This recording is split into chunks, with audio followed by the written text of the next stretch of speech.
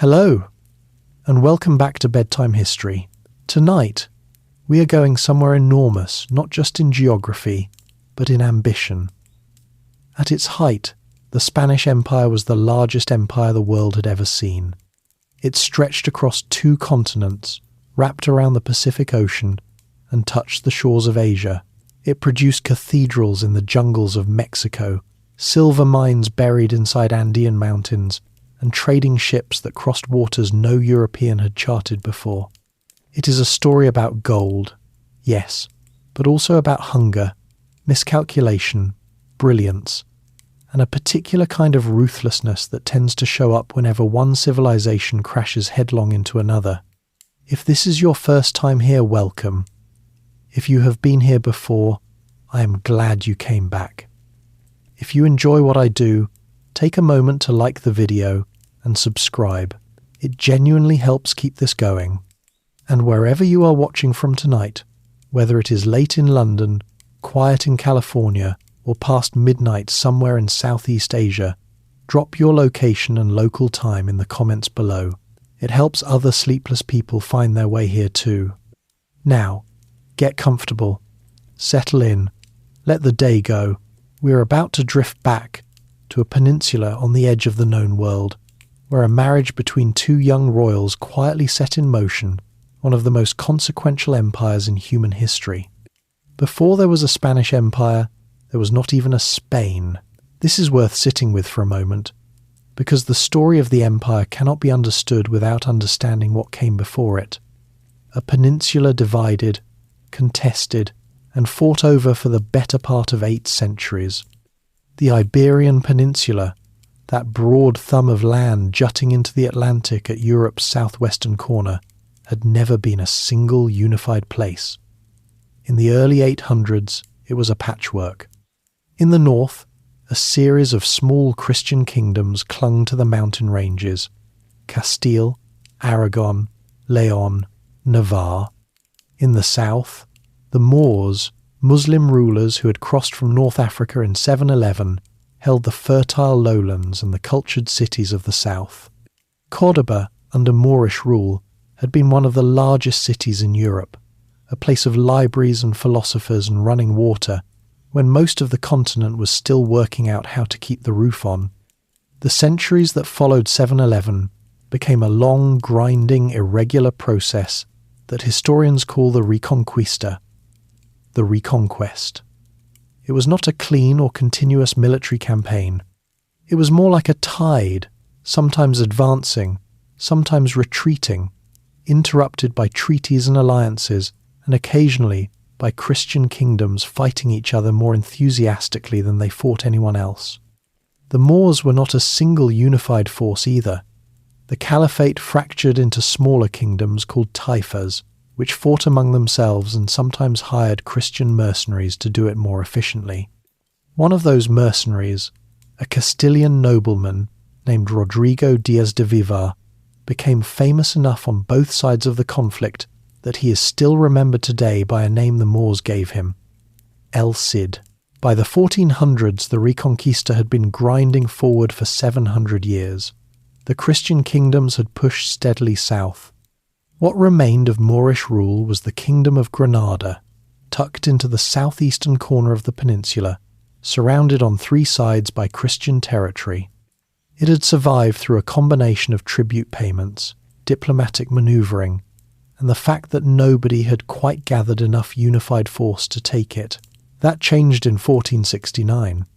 In October of that year, a 17-year-old princess named Isabella of Castile married a young Aragonese prince named Ferdinand, who was 18. It was not a love match arranged at leisure. It was a political operation conducted in something close to secrecy, because Isabella's half-brother, King Henry IV of Castile, had not authorized it and would not have. The two had never met before the ceremony. Ferdinand had actually disguised himself as a servant to cross into Castile without being stopped. They were married in a small ceremony in Valladolid, and the whole affair had a slightly improvised quality that their later reputation tends to obscure. What they built together, though, was not improvised at all. Isabella became Queen of Castile in 1474, After a disputed succession that briefly looked like it might collapse into civil war, Ferdinand became King of Aragon in 1479 after his father's death.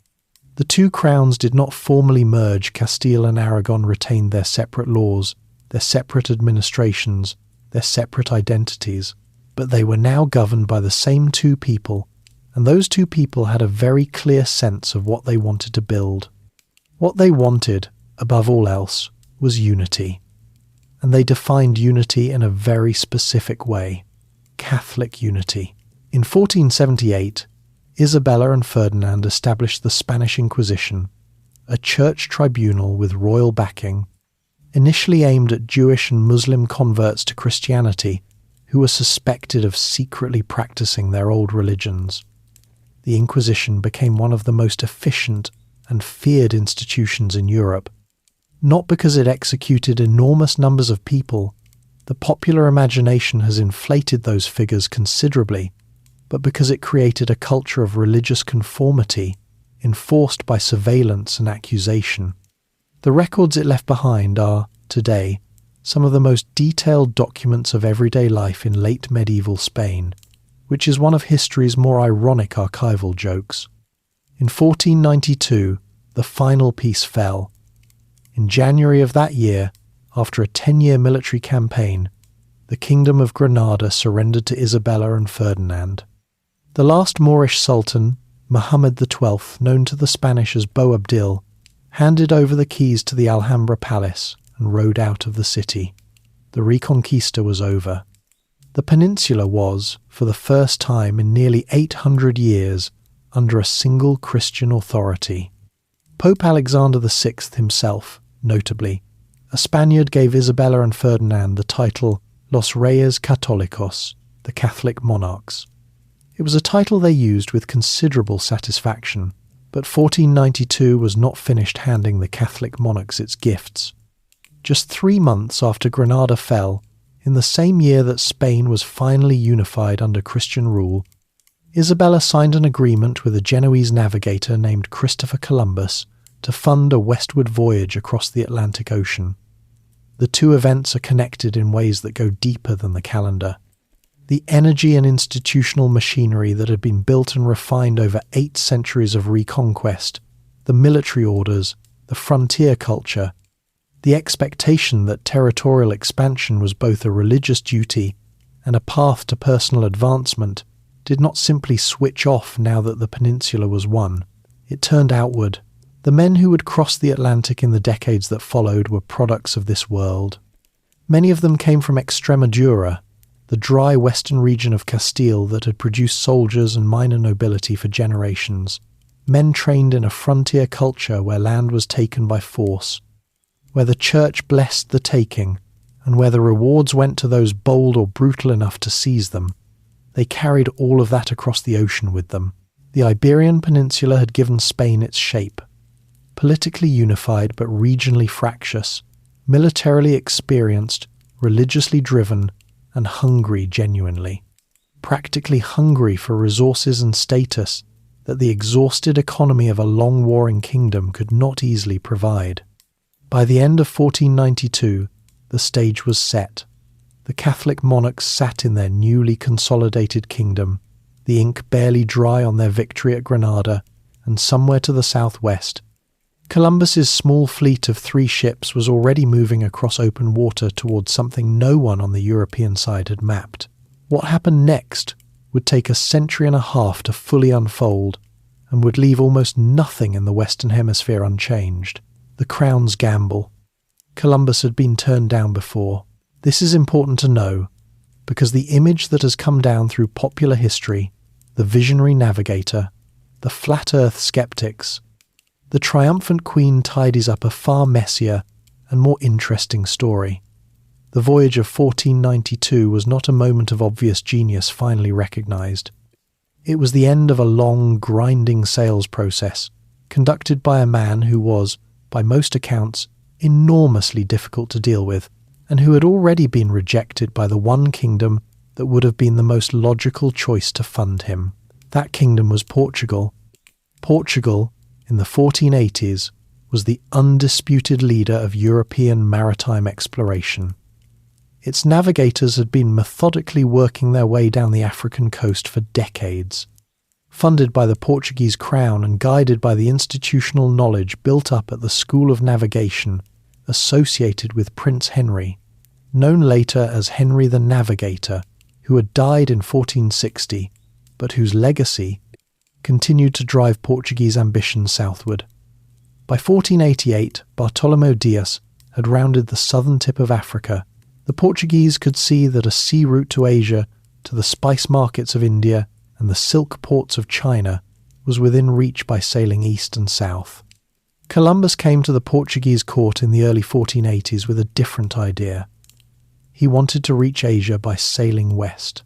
His argument rested on a calculation of the Earth's circumference drawn from a combination of ancient geography, selective reading of Marco Polo's accounts of Asia, and a cartographer named Paolo dal Pozzo Toscanelli, who had written a letter suggesting the western route was feasible. The calculation Columbus used was wrong, significantly wrong. He estimated the distance from the Canary Islands to Japan at roughly 2,400 miles. The actual distance is closer to 12,500 miles. Had there been no Americas in the way, Columbus's fleet would have run out of food and water somewhere in the middle of the Pacific Ocean. The Portuguese geographers who reviewed his proposal knew this. They looked at his numbers, compared them to their own, and said no. The Earth, they correctly pointed out, was considerably larger than Columbus believed. The western route was not practical. Columbus then took his proposal to Spain. He arrived at the Spanish court in 1486, carrying his charts and his optimistic arithmetic, and met with Queen Isabella. She was interested enough to convene a commission of scholars and advisers to review his plan. The commission took 4 years. When it finally reported back, the verdict was largely the same as Portugal's. The distances were too great, the calculations unreliable. The commission recommended against funding the voyage. And yet here is where the Spanish story diverges from the Portuguese one. Isabella did not close the door entirely. Columbus remained in Spain, lobbying, waiting, and making himself persistently visible at court. He had a particular talent for finding patrons. Luis de Santangel, a financial official in the Aragonese court, became one of his most effective advocates. When the commission's negative verdict seemed to have finally ended the matter, Santangel reportedly went directly to Isabella and made the case again, this time emphasizing the low cost of the gamble relative to the potential reward.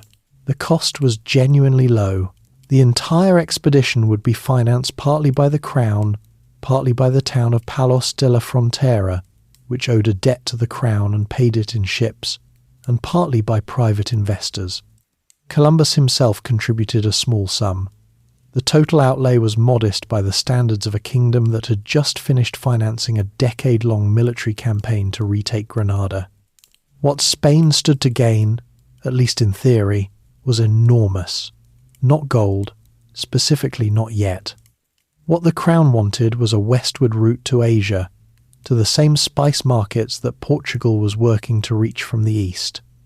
Spices in the late 1500s were not a luxury in the modern sense. They were essential to food preservation, medicine, and trade.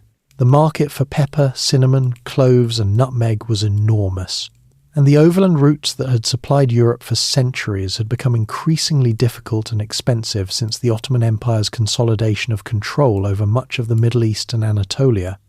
Whoever controlled a reliable sea route to Asia would control a trade network of incalculable value. In April of 1492, Isabella and Ferdinand signed the agreement known as the Capitulations of Santa Fe. The terms Columbus negotiated were extraordinary. The crown, to its later regret, agreed to grant him the hereditary title of Admiral of the Ocean Sea, the position of Viceroy and Governor-General of any lands he discovered, and 10% of all revenues from those lands in perpetuity.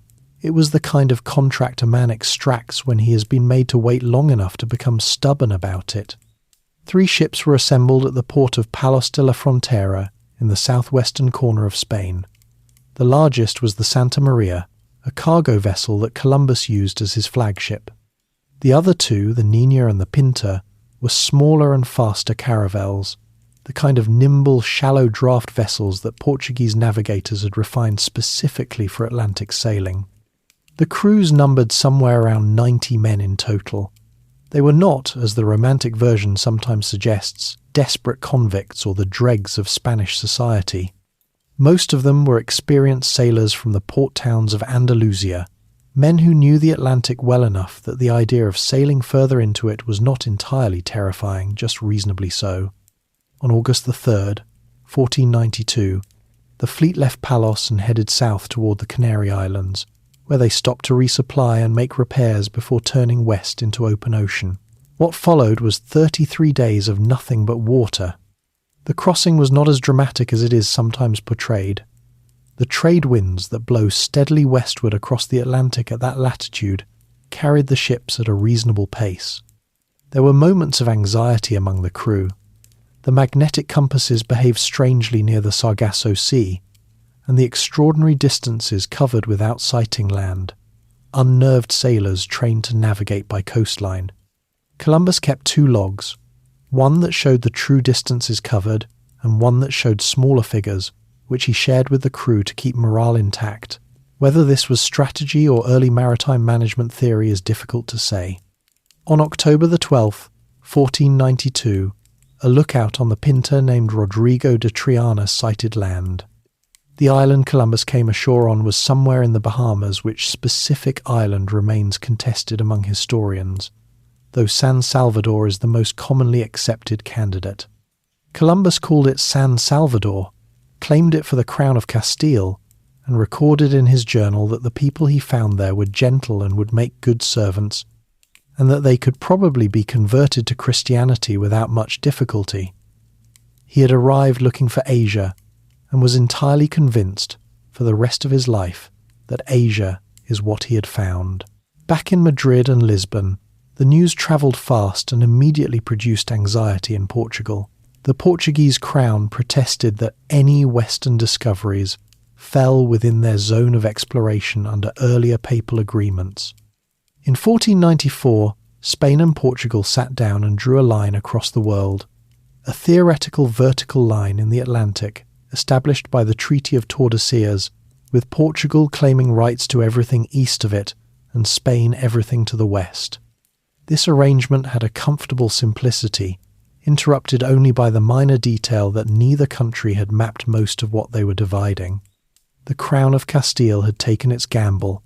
It had spent a modest amount on 3 ships and a persistent Genoese navigator with bad arithmetic. What it got back was not a route to Asia. What it got back was something considerably larger, a claim on 2 continents that no one in Europe yet understood existed. The machinery of empire would now begin to move. Landfall and the world turned sideways. The people Columbus met on the beach had no way of knowing what had just arrived. The Taino, the indigenous inhabitants of the islands that Columbus encountered across his first months in the Caribbean, were not a simple or primitive people, though they would be described that way repeatedly in the accounts that followed.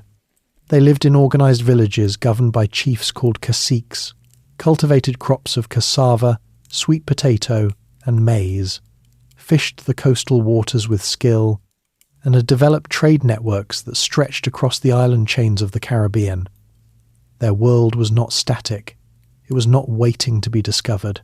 It was simply there, functioning on its own terms, in the same way it had been for centuries. Columbus's journal entries from those first days record a kind of delighted bewilderment. He noted the Taino's physical appearance, their copper-coloured skin, their lack of iron weapons, their apparent openness. He noted, with something between observation and calculation, that they carried small pieces of gold as ornaments. He asked, through signs and gestures, where the gold came from, and they pointed vaguely toward the interior of larger islands. He recorded that they seemed to have no religion he could identify, which he interpreted as meaning they could be converted without resistance. He gave them red caps and glass beads, which they accepted with what he read as gratitude, and he took several of them aboard his ships to bring back to Spain as evidence. From the Bahamas, Columbus sailed southward and westward, moving through the island chain, searching for the mainland of Asia he was certain lay nearby. He touched the coast of Cuba and became briefly convinced that it was Japan. He moved on to a large island he named La Española, which later came to be called Hispaniola, and found evidence there of more gold in local use. Relations with the Taino were cautious but not immediately violent. There was trade, there was curiosity on both sides, and there was the kind of mutual incomprehension that tends to get papered over when everyone wants something from the other. Then, on December the 25th, 1492, the Santa Maria ran aground on a reef off the northern coast of Hispaniola and could not be saved. This accident, which might have ended the expedition in disaster, became instead an act of improvisation.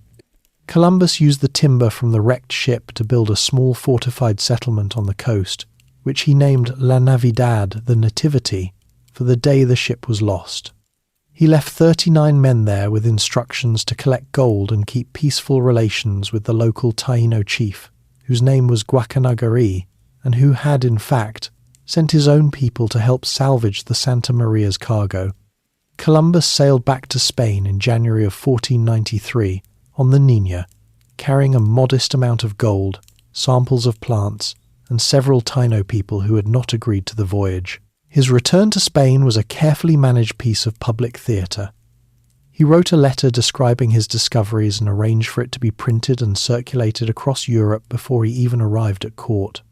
When he met with Isabella and Ferdinand in Barcelona, he brought with him the Taino he had brought from the Caribbean, parrots, unfamiliar plants, and enough gold to make the meeting feel like the beginning of something enormous. The Catholic monarchs received him with full ceremony, addressed him by his new titles, and immediately began organising a second expedition. The second voyage departed in September of 1493. This time there was nothing tentative about the scale. 17 ships carried approximately 1,200 men, not sailors and navigators only, but farmers, priests, craftsmen, soldiers, and administrators. The Crown was not sending another exploratory probe. It was sending the skeleton of a colony. When Columbus arrived back at Hispaniola and sailed to the site of La Navidad, he found the settlement burned to the ground and all 39 men dead. What had happened was reconstructed only partially from Taino accounts. The men Columbus had left behind had not maintained peaceful relations. They had demanded gold, taken women, and spread out across the surrounding countryside in search of more of both. The local population had eventually responded with violence. Guacanagari, the chief who had helped Columbus before, claimed to have played no part in it, but the goodwill of the first meeting was gone. Columbus moved the settlement to a new site on the northern coast of Hispaniola and named it La Isabella. It was the first permanent European town in the Americas, and it was, by most accounts, a miserable place. The site was poorly chosen, the soil was not as productive as hoped, disease moved through the colonists quickly, and the men who had come expecting easy gold were instead being put to work, building walls and clearing land. Columbus was an extraordinary navigator, but a poor colonial administrator, a fact that would become increasingly difficult to ignore over the following years. The search for gold intensified. Columbus imposed a tribute system on the Taino population of Hispaniola, requiring each adult to deliver a fixed quantity of gold to Spanish collectors every 3 months. Those who failed to deliver had their hands cut off. This was not an aberration. It was a policy, applied systematically, enforced by men who had crossed an ocean and were determined not to return empty-handed. The Taino population of Hispaniola at the time of Columbus's arrival is estimated by modern historians at somewhere between several 100,000 and several million people. The exact number is debated, but what is not debated is what happened next. Within 50 years, the Taino of Hispaniola had effectively ceased to exist as a population. Disease, smallpox, measles, typhus, illnesses to which they had no previous exposure and no immunity did the largest share of the destruction. Violence and the brutal conditions of forced labour did much of the rest. It was one of the most rapid demographic collapses in recorded history, and it established a pattern that would repeat itself, with variations, across virtually every region of the Americas that Spain entered. Columbus made 4 voyages in total. On his third, in 1498, he reached the mainland of South America for the first time, the coast of what is now Venezuela, and recorded in his journal that the volume of fresh water flowing from the Orinoco River into the sea was so enormous that it could only come from a continent-sized landmass. He began to describe it as a new world, though he still did not fully abandon the idea that Asia lay nearby. On his 4th and final voyage between 1502 and 1504, he explored the coast of Central America, still searching for a passage through to the Indian Ocean. He never found it. He died in 1506 in Valladolid, Spain, no longer viceroy, stripped of his governorship of Hispaniola years earlier after complaints from colonists about his administration, and still arguing that the crown had not fully honoured its agreements with him. The name attached to the continents he had reached was not his. It came from an Italian navigator named Amerigo Vespucci, who had sailed along the South American coast and written accounts clearly arguing that what Columbus had found was not Asia, but a landmass entirely new to European knowledge. A German cartographer named Martin Waldseemüller, working in 1407, printed a map that labelled the southern continent America in Vespucci's honour. The name stuck. Columbus's name went to a country in South America and a river and a district, which is a reasonable consolation, though almost certainly not what he would have preferred. What Columbus had actually set in motion was still only beginning to be understood. The Caribbean islands were now Spanish territory, the Taino were dying, and the men who had come looking for gold were looking further, deeper, west and south, toward mainland shores that their maps showed only as blank edges. The next generation of Spaniards would go much further in, and would find something far larger than gold, the men who came after. The word conquistador carries a certain weight in history, a suggestion of armoured, sword-bearing figures moving through jungle and mountain with unstoppable purpose. The reality was considerably more complicated and considerably more human than the image tends to allow. Most conquistadors were not wealthy men. This is one of the more important things to understand about them, because their motivations were shaped almost entirely by that fact. The Spanish social system of the time had a category for men like them. Hidalgo, a minor nobleman, someone whose family had a name but not necessarily land or income to go with it. The word itself is a compression of hijo de algo, son of something. It meant you had a claim to status, but not always the means to support it. In a country that had just finished 8 centuries of warfare and was now at peace, there were a great many men with military training, social ambition, and very limited prospects. The region of Extremadura, in western Castile, produced a disproportionate share of the men who would cross the Atlantic and carve out the Spanish Empire in the Americas. It was a dry, hard landscape good for raising tough people, less good for raising much else. Hernán Cortez was from Medellín, in Extremadura. Francisco Pizarro was from Trujillo. Hernando de Soto, Vasco Núñez de Balboa, Pedro de Valdivia, the list goes on. These men shared a frontier upbringing, a culture shaped by the Reconquistadors' assumptions about land, violence, and religious sanction, and a clear-eyed understanding that the Caribbean offered something Spain itself could not, the possibility of starting over at a higher level. The mechanisms of that ambition were not purely personal.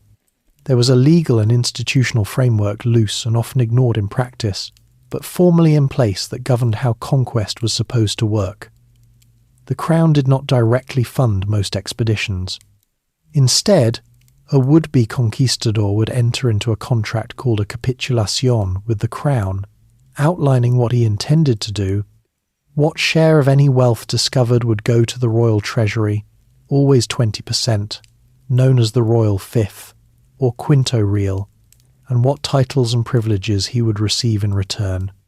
The conquistador then had to find his own money, his own men, and his own ships.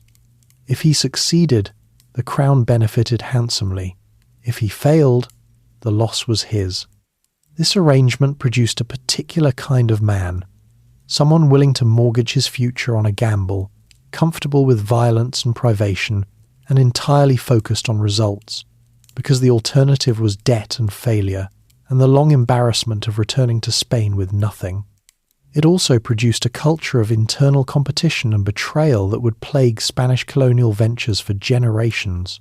Conquistadors turned on their rivals as readily as they turned on indigenous populations. Partnership agreements dissolved into murder when gold was actually found. The history of the conquest is as much a story of Spaniards killing each other as it is of Spaniards killing anyone else. The legal justification for conquest had its own particular logic. In 1513, Spanish jurists produced a document called the Requerimiento, the Requirement. It was a formal text that, under Spanish law, was required to be read aloud to indigenous populations before any military action could be taken against them. The document explained the history of Christianity, the authority of the Pope, and the Pope's donation of their lands to the Spanish crown, and then gave the listeners the option of peacefully accepting this arrangement. If they refused, or if they were confused, or could not hear, or did not speak Spanish, which was almost universally the case, the Spanish were legally authorized to make war on them and enslave them, and any resulting harm was, formally, their own fault. The document was sometimes read from ships offshore. It was sometimes read to empty jungle. It was occasionally read at night, to sleeping villages, before dawn attacks. Spanish priests and lawyers argued, sometimes with genuine feeling, about its ethical coherence. Bartolomé de las Casas, a priest who had himself participated in early Caribbean colonization before becoming its most vocal critic, described the Requerimiento as a piece of legal theatre that made a mockery of the principles it claimed to uphold. The conquistadors who were actually using it generally agreed, which was precisely why they liked it. It gave them a document. The role of the Catholic Church in the conquest was neither purely cynical nor purely idealistic. Priests travelled with virtually every expedition, often under genuine obligation to minister to indigenous converts. The Franciscan and Dominican orders in particular saw the Americas as an extraordinary missionary opportunity. Tens of millions of souls who had never heard the Christian gospel available for conversion on a scale that dwarfed anything possible in Europe.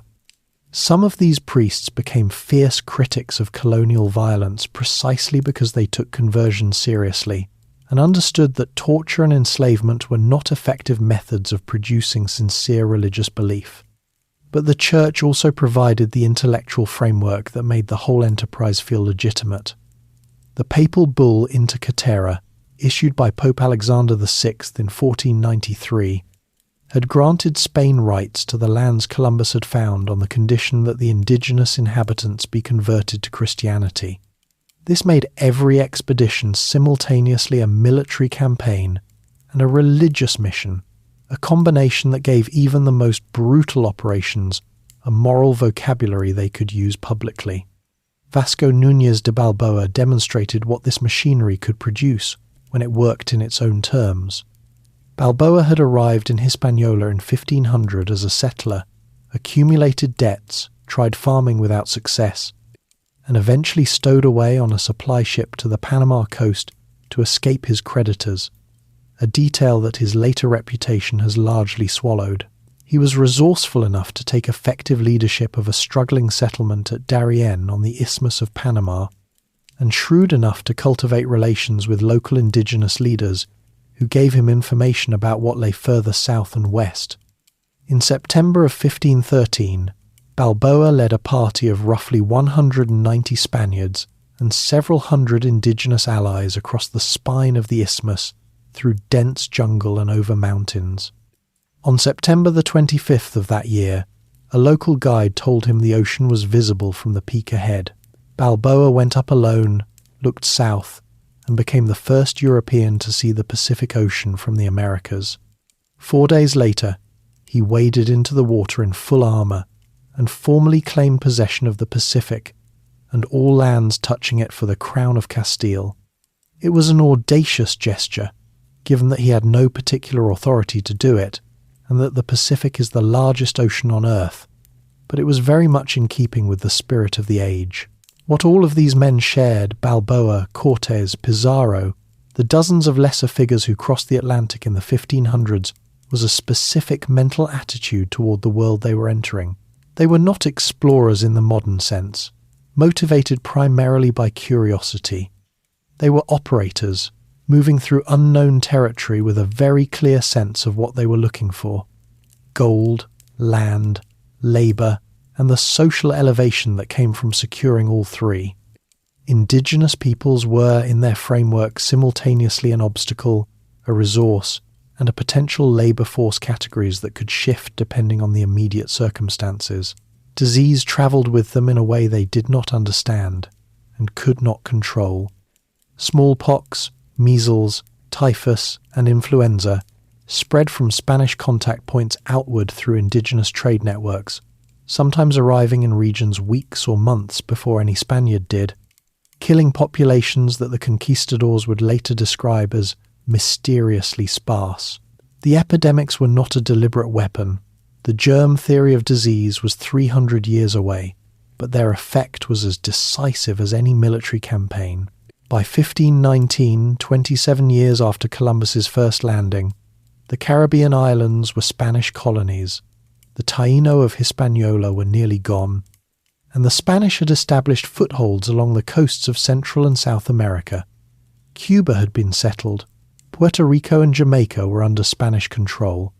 The governor of Cuba, Diego Velázquez de Cuellar, was organizing expeditions toward the mainland coast of Mexico, where traders and shipwreck survivors had begun to bring back accounts of a large, organized civilization somewhere in the interior.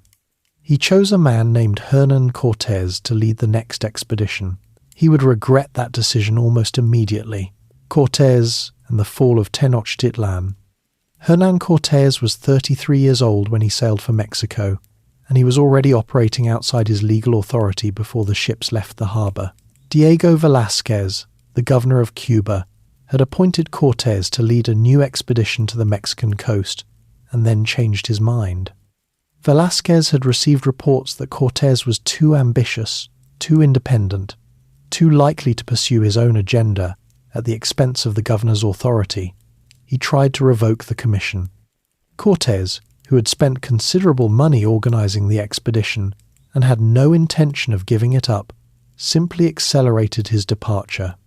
In February of 1519, he sailed before Velázquez could stop him, with 11 ships, roughly 550 men, 16 horses, and 14 cannons. This act of deliberate insubordination defined everything that followed. Cortez was not operating as a representative of the Cuban colonial government.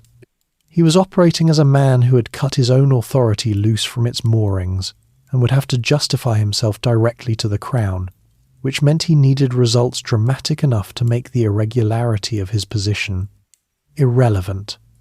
From the moment he sailed out of Cuban waters without authorization, failure was not an option he could afford.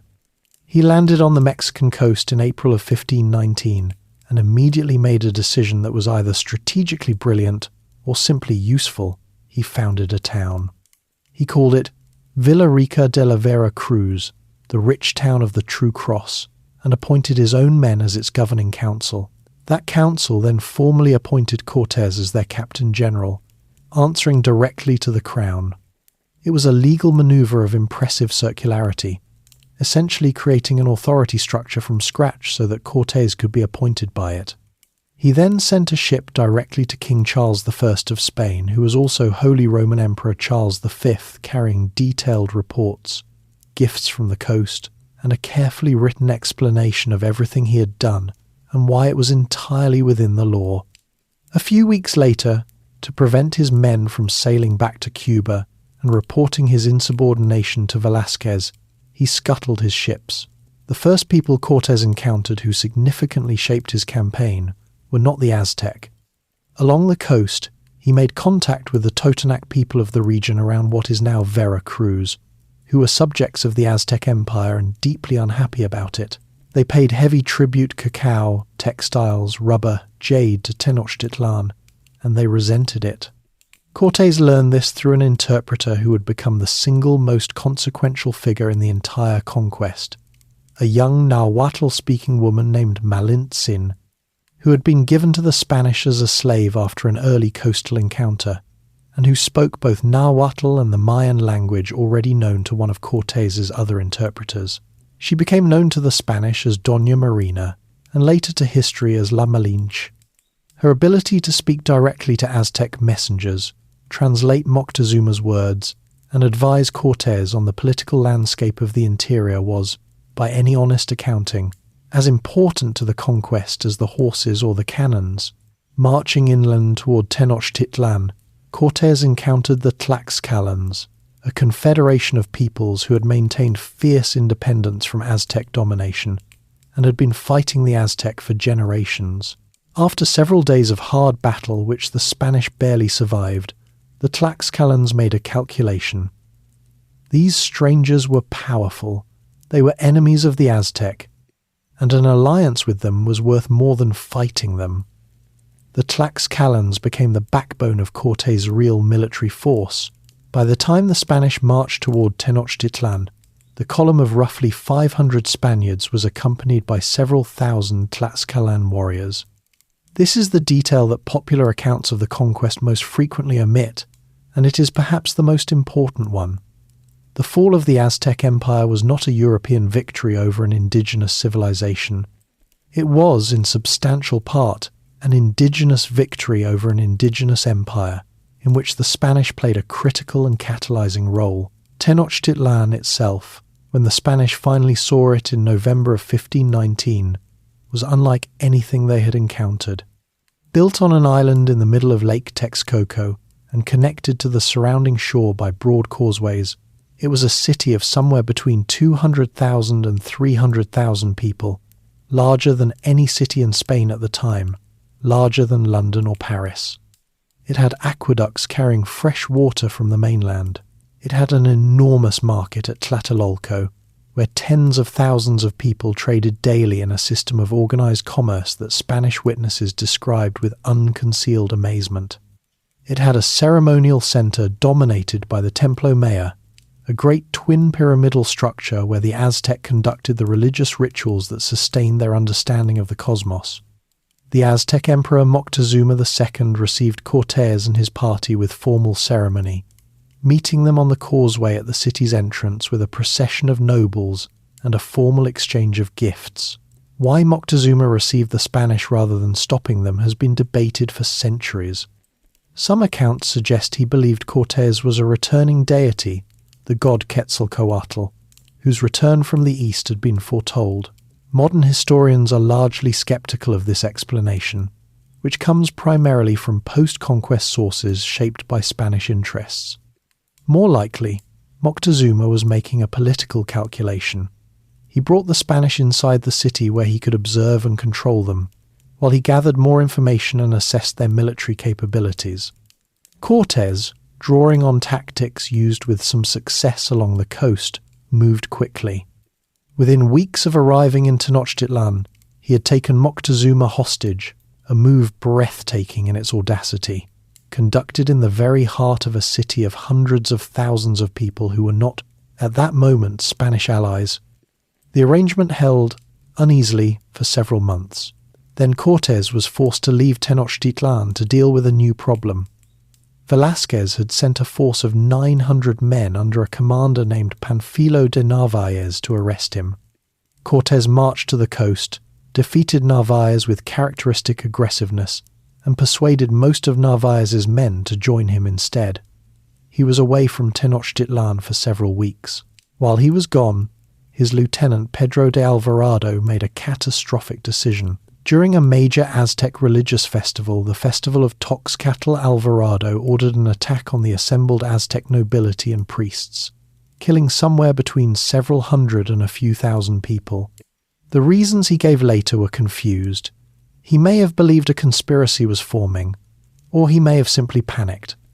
Whatever the cause, the effect was immediate and severe. the population of Tenochtitlan rose against the Spanish garrison. Moctezuma, brought out to address his people and urge calm, was pelted with stones, whether by his own people in fury at his collaboration, or by the Spanish, or both, is one of the unresolved questions of the conquest, and died shortly afterward. Cortez returned to find the city in open revolt. On the night of June the 30th, 1520, a night the Spanish called La Noche Triste, the Night of Sorrows, the Spanish and their allies attempted to escape across the causeways in darkness and were met by Aztec warriors on every side. The causeway bridges had been removed. Men drowned in the lake, weighed down by gold they had looted and refused to abandon. Cortez reportedly wept under a tree at the edge of the lake, though the witnesses who recorded this were his own admirers, and the scene may have been somewhat reconstructed in retrospect. The Spanish lost perhaps half their number that night, but they were not finished. Cortez regrouped with the Tlaxcalans and spent the following months rebuilding his forces, constructing small boats to fight on the lake, and organizing what became a 3-month siege of Tenochtitlan. During that same period, smallpox introduced by one of Narvaez's men swept through the city with devastating speed. Cuitlahuac, who had led the Aztec resistance after Moctezuma's death, died of smallpox. The city's population was dying and fighting simultaneously. The siege ended on August the 13th, 1521. The last Aztec emperor, Cuauhtémoc, was captured trying to escape by canoe across the lake. When Cortez met him, Cuauhtémoc reportedly touched the hilt of Cortez's dagger and said that he had done everything a king could do to defend his city, and asked to be killed. Cortez did not kill him then. He had Cuauhtémoc tortured later, trying to find hidden gold, and eventually had him executed on a later expedition. But that is a later chapter. Tenochtitlan was a ruin. 2 years of siege and disease and battle had left the island city largely destroyed. On its foundations, the Spanish would begin building a new city. They called it Mexico City. It became the capital of New Spain, and within a generation it would be one of the most important cities in the world, Pizarro and the Inca unravelling. Francisco Pizarro could not read or write.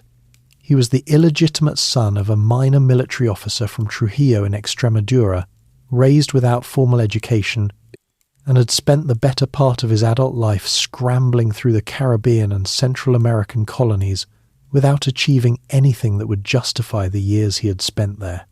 He was somewhere in his 50s when he launched the expedition that would make him famous. An old man by the standards of the conquest, toughened by decades of failed ventures and provincial obscurity. He had been present when Balboa crossed the isthmus and saw the Pacific. He had heard from indigenous traders along the coast accounts of a vast and fabulously wealthy empire somewhere to the south. He had made 2 previous attempts to find it, both of which had fallen apart through disease, starvation, and the near mutiny of men who had been promised gold and found only jungle. Before his 3rd attempt, he did something Cortez had done before him. He went directly to the crown. In 1529, Pizarro travelled to Spain and met with Queen Isabella's daughter, now known as Queen Juana, and with the Emperor Charles V's court at Toledo. He brought with him a few Peruvian natives he had collected on his 2nd voyage, some llamas animals no European had ever seen, and samples of gold and fine Inca textiles. The crown granted him the capitulación he needed, the right to conquer Peru, the title of governor and captain general of any lands he found, and the full structure of royal authorization that would make everything that followed legal, at least on paper. He returned to Panama and assembled his 3rd expedition. 168 men, 62 horses, 1 small cannon. By any reasonable military calculation, this was not enough to conquer an empire of 10 to 12 million people. But Pizarro had 2 advantages that his small numbers did not reveal: a continent still being swept by European diseases that had arrived ahead of him, and an Inca empire that had just finished tearing itself apart. The Inca state called Tawantinsuyu, the 4 regions, was the largest empire in the pre-Columbian Americas. Its territory stretched from what is now southern Colombia down through Ecuador, Peru, Bolivia, and into Chile and Argentina, connected by an extraordinary road system of roughly 40,000 kilometers of paved path, crossing mountains and desert. The Inca administered this territory through a sophisticated bureaucracy, a system of labor taxation called the mita, and a complex of storehouses that could support armies and populations through drought and disruption. It was, by the standards of any civilization, an impressive piece of statecraft, but in the years just before Pizarro arrived, a civil war had ripped through it. When the Inca Emperor Huayna Capac died of a disease, almost certainly smallpox, moving ahead of the Spanish in around 1527, he left no clearly designated heir. Two of his sons, Huasca, based in the traditional capital of Cusco, and Atahualpa, commanding armies in the north, went to war over the succession. By 1532, when Pizarro's men crossed into Inca territory, Atahualpa had won. Huascar was a prisoner, but the war had left the empire exhausted, its administrative structures strained, and significant portions of its population bitterly resentful of Atahualpa's northern faction. Pizarro marched his small force inland from the coast and up into the Andes, through country that should have been impossible to take by force. Atahualpa was aware of the Spanish. He had received reports of their presence on the coast and had chosen not to block their passage into the mountains. His reasons are not entirely clear. He may have been curious. He may have believed his army of 80,000 men, camped near the city of Cajamarca, made any direct threat from 168 strangers rather academic. The meeting at Cajamarca on November the 16th, 1532, is one of the most analysed events in the history of the conquest, and one of the most disturbing. Pizarro invited Atahualpa into the city's central plaza. Atahualpa arrived on a litter carried by elaborately dressed attendants, surrounded by thousands of his own soldiers. Pizarro had hidden his cavalry and infantry around the edges of the plaza. A priest named Vicente de Valverde approached Atahualpa carrying a Bible and a cross, and delivered a compressed version of the Requerimiento, the explanation of Christian authority, the Pope's donation of these lands to Spain, and the invitation to submit peacefully.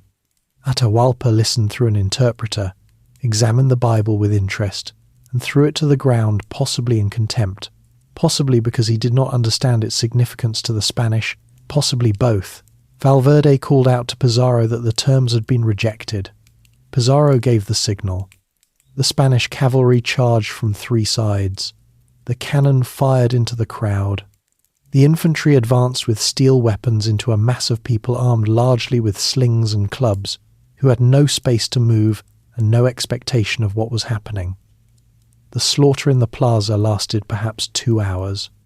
Estimates of Inca casualties range from 2,000 to 7,000 dead. Spanish casualties numbered approximately 0. Atahualpa, pulled from his litter as it was cut down, was taken alive. What followed was a negotiation of almost surreal character. Atahualpa, sitting in Spanish captivity and clearly understanding that his life had a specific monetary value to his captors, made an offer. He would fill the room in which he was held, a large room, roughly 6 meters by 7 meters, with gold as high as his hand could reach. He would fill 2 adjacent rooms with silver. In return, he expected his freedom. The ransom was collected. Gold and silver objects poured in from across the empire. Sacred objects from temples, ornamental pieces, the wealth of the Inca state stripped from its institutional settings and melted down into ingots. The total came to approximately 24 tons of gold and silver combined, one of the largest single transfers of precious metal in recorded history. It was divided among Pizarro's men according to rank, with the royal fifth removed for the crown, and it made everyone present wealthy enough to retire comfortably. Pizarro did not release Atahualpa. He had him tried on charges of plotting rebellion, worshipping idols, and polygamy charges, assembled with the specific purpose of providing legal cover for what had already been decided. On July the 26th, 1533, Atahualpa was brought out to be executed. He had been sentenced to be burned alive, which in Inca belief would prevent the proper treatment of his body in the afterlife and cause him significant spiritual harm. A priest offered him an alternative. If he accepted Christian baptism, he would be strangled instead of burned, which was considered a more merciful death. Atahualpa accepted baptism, was given the Christian name Juan de Guayalcur, and was garroted.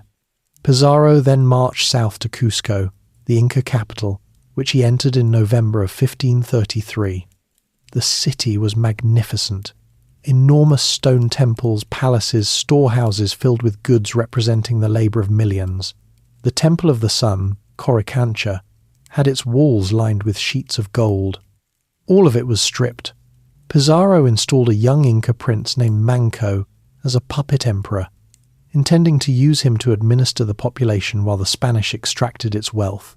Manco would eventually lead one of the most significant indigenous uprisings of the entire colonial period in 1536, surrounding Cusco with an army estimated in the hundreds of thousands. The siege lasted months. The Spanish held barely, and the revolt was eventually broken.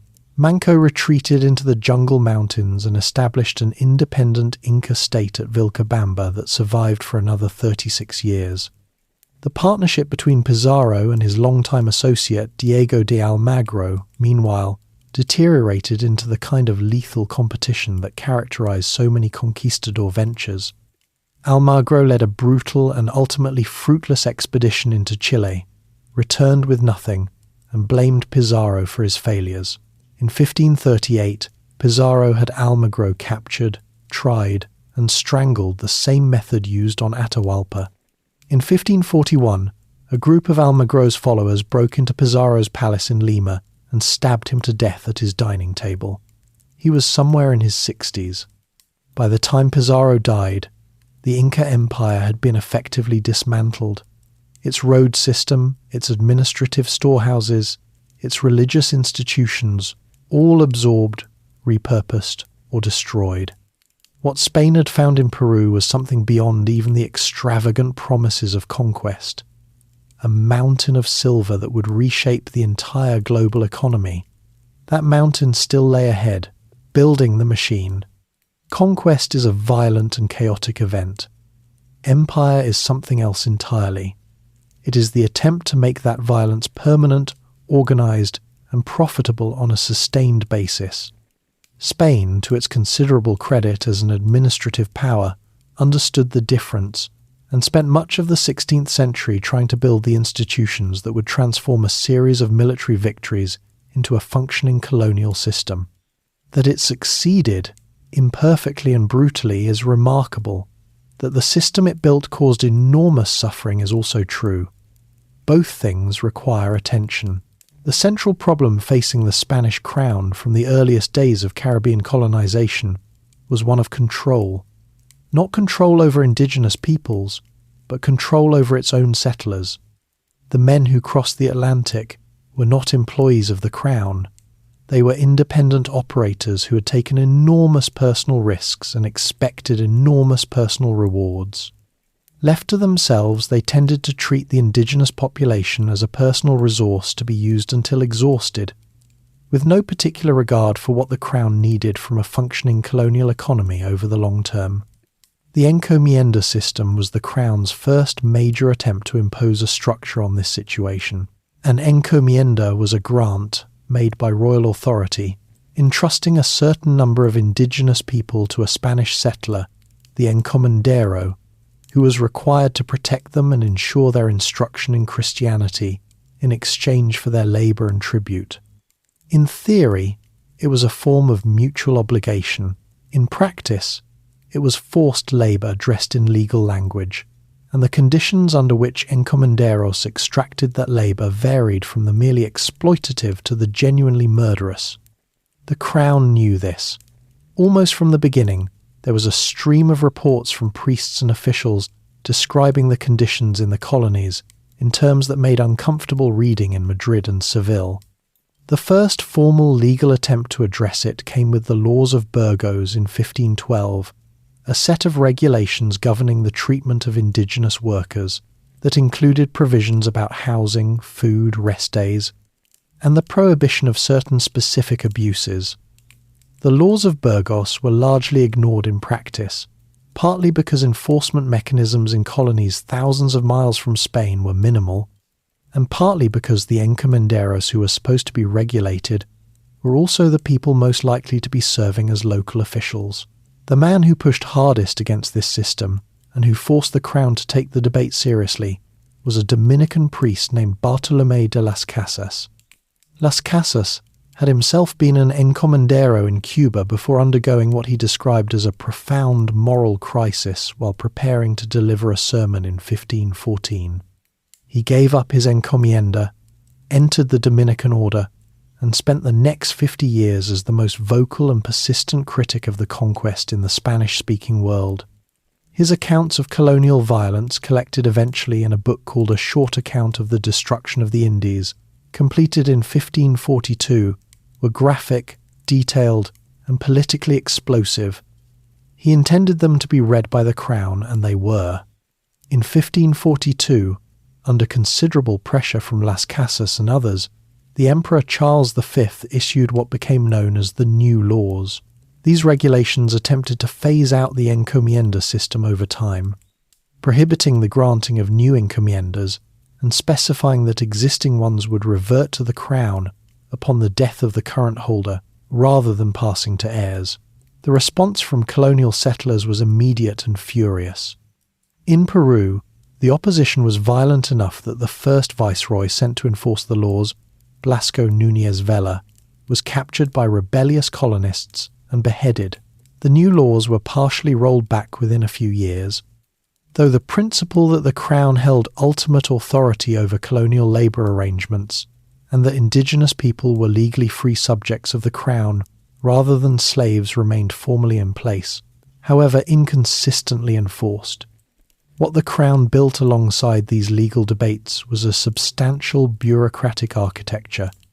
The Council of the Indies, established in 1524 in Madrid, functioned as the supreme governing body for all Spanish overseas territories, reviewing legislation, appointing officials, hearing appeals, and issuing instructions to colonial governments across the Atlantic. It was an impressive institution and remarkably productive. It generated an extraordinary volume of legislation and correspondence, most of which is still preserved in the Archive of the Indies in Seville. Below the council sat the Casa de Contratación, the House of Trade, established in Seville in 1503. All legal commerce between Spain and its American colonies was required to pass through Seville and be registered with the Casa, which controlled licenses, collected taxes, trained pilots, maintained charts, and monitored the movement of silver.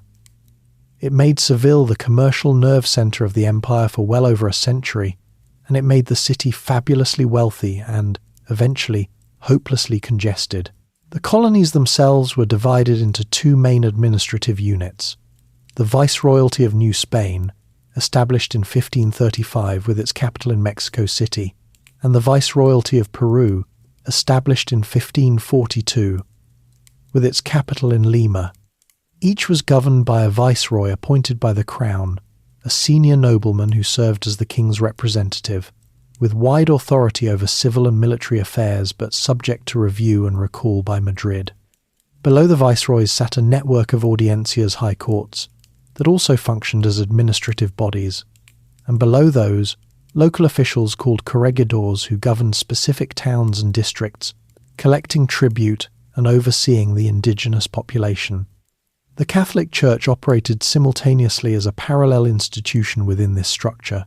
The Spanish crown held, through a papal grant called the Patronato Real, the right to appoint bishops and control the Church's institutional operations in the Americas. This made the Church an arm of colonial government, while also giving it the autonomy to be its most persistent internal critic. The various religious orders, Franciscans, Dominicans, Augustinians, and later the Jesuits divided the Americas among themselves as missionary territories, and set about the work of conversion with genuine energy, and in many cases, genuine learning. Franciscan missionaries in New Spain developed grammars and dictionaries of Nahuatl and other indigenous languages, understanding that conversion required communication. A Franciscan friar named Bernardino de Sahagún spent decades collecting Aztec history, religion, and cultural practice from indigenous informants, producing a 12-volume work called the Florentine Codex that remains one of the most important sources for pre-conquest Mesoamerican civilization. The irony that the Spanish conquest simultaneously destroyed indigenous civilization and produced the most detailed documentation of it was not lost on everyone involved. The great debate between Las Casas and the scholar Juan Ginés de Sepúlveda, conducted at Valladolid in 1550 and 1551, before a panel of theologians and officials, crystallized the central moral question of the entire enterprise. Sepúlveda argued that indigenous peoples were natural inferiors, drawing on Aristotle's concept of natural slavery, and that conquest was therefore morally justified. Las Casas argued with equal force that indigenous peoples were fully rational human beings, that the conquest was unjust, and that Spain had no legitimate right to their territory or labour. The panel never issued a formal verdict. The debate was, in a sense, unresolvable within the framework in which it was conducted, because the answer that Las Casas's argument actually implied that Spain should leave the Americas was one that no one with actual power was prepared to accept. The colonies were generating too much, and the machinery was already too deeply embedded to be reversed. What the machine produced, over generations, was a layered colonial society built on indigenous labour, organised by Spanish law, administered by officials appointed in Madrid, and blessed by a church that prayed for the souls of the people whose lives the system was consuming. It was, by any honest measure, a system of exploitation. It was also, by the standards of 16th century statecraft, one of the most extensively regulated and legally contested systems of colonial rule that any European power had yet attempted. That distinction offered limited comfort to the people at the bottom of it, the mountain that ate men. In April of 1545, a Quechua herder named Diego Hualpa was caught overnight on the slopes of a great reddish mountain in the Bolivian highlands and lit a fire to keep warm. According to the account that was told afterward and retold often enough that its exact truth is difficult to verify, the fire melted something in the rock beneath it, and a thin rivulet of silver ran out across the ground. The mountain was called Sumac Urca in Quechua. The Spanish called it Cerro Rico, the Rich Mountain. It was, as mountains go, extraordinarily well named. Within a year of that discovery, a mining camp had appeared at the mountain's base. Within a decade, that camp had become a city. By the 1600s, the city of Potosi, sitting at an altitude of nearly 4,900 meters in the Andes, so high that the thin air made breathing difficult, and newcomers spent their first weeks dizzy and nauseated, had a population of somewhere between 160,000 and 200,000 people. That made it larger than London at the time, larger than Rome, larger than Madrid. It was one of the largest cities on earth, built around a hole in a mountain in one of the most inhospitable environments on the continent. Potosi was not the only source of American silver. The mines at Zacatecas in Mexico, discovered in 1546, were enormous producers, but Potosi was in a category of its own. The mountain was not merely silver-rich. It was, by geological accident, one of the most concentrated deposits of silver ore ever found. A natural formation that happened to intersect with the particular moment in history when the Spanish Empire needed exactly that kind of resource, and had the coercive machinery to extract it. The extraction process went through two phases. In the early decades, the ore was rich enough to be smelted directly using traditional indigenous wind furnaces called huayras, which dotted the hillsides around the mountain at night like a field of candles. Then, in the 1550s and 60s, the ore grade began to decline. The easy silver near the surface was gone. What remained required a new method. That method arrived in the form of mercury amalgamation, a technique introduced to New Spain by a refiner named Bartolomé de Medina in 1554 and adapted for Potosi shortly after. The process involved grinding the silver ore into a fine powder, mixing it with mercury which bonded selectively with silver, and then heating the resulting amalgam to drive off the mercury as vapour, leaving refined silver behind. It was technologically effective and economically transformative. It was also extraordinarily toxic. The mercury came primarily from the mines at Huancavelica in Peru, which were themselves worked under brutal conditions, and which produced a steady supply of the poisonous liquid metal that made Potosi's deeper ore economically viable. Mercury poisoning moved through the mine workforce in a well-documented progression: tremors, neurological damage, tooth loss, eventual death. The men who carried mercury and processed ore breathed it, absorbed it through their skin, and drank water contaminated by it. A worker who spent years at Potosi or Huancavelica paid for the silver with his body. The labour force that worked the mines was organised under a system the Spanish adapted from the Inca mita, the pre-existing obligation of Andean communities to contribute labour to state projects. The colonial version, also called the mita, required that roughly 1/7 of the adult male indigenous population from a defined region of highland Peru and Bolivia report to Potosi each year for a rotation of work. This meant tens of thousands of men descending into the mines each year, drawn from communities hundreds of kilometres away, forced to bring their own food and tools, paid wages that rarely covered their expenses, and working shifts of up to a week underground at a stretch without returning to the surface. The demographic impact was devastating. Communities subject to the mita found their male populations systematically drained. Men who could afford to pay a cash exemption did so. Those who could not went. Whole villages relocated outside the mita's legal catchment area to escape it. The indigenous population of the Andean highlands, already devastated by disease, declined sharply under the additional pressure of forced mine labour. Estimates of the total death toll at Potosi over the colonial period vary widely.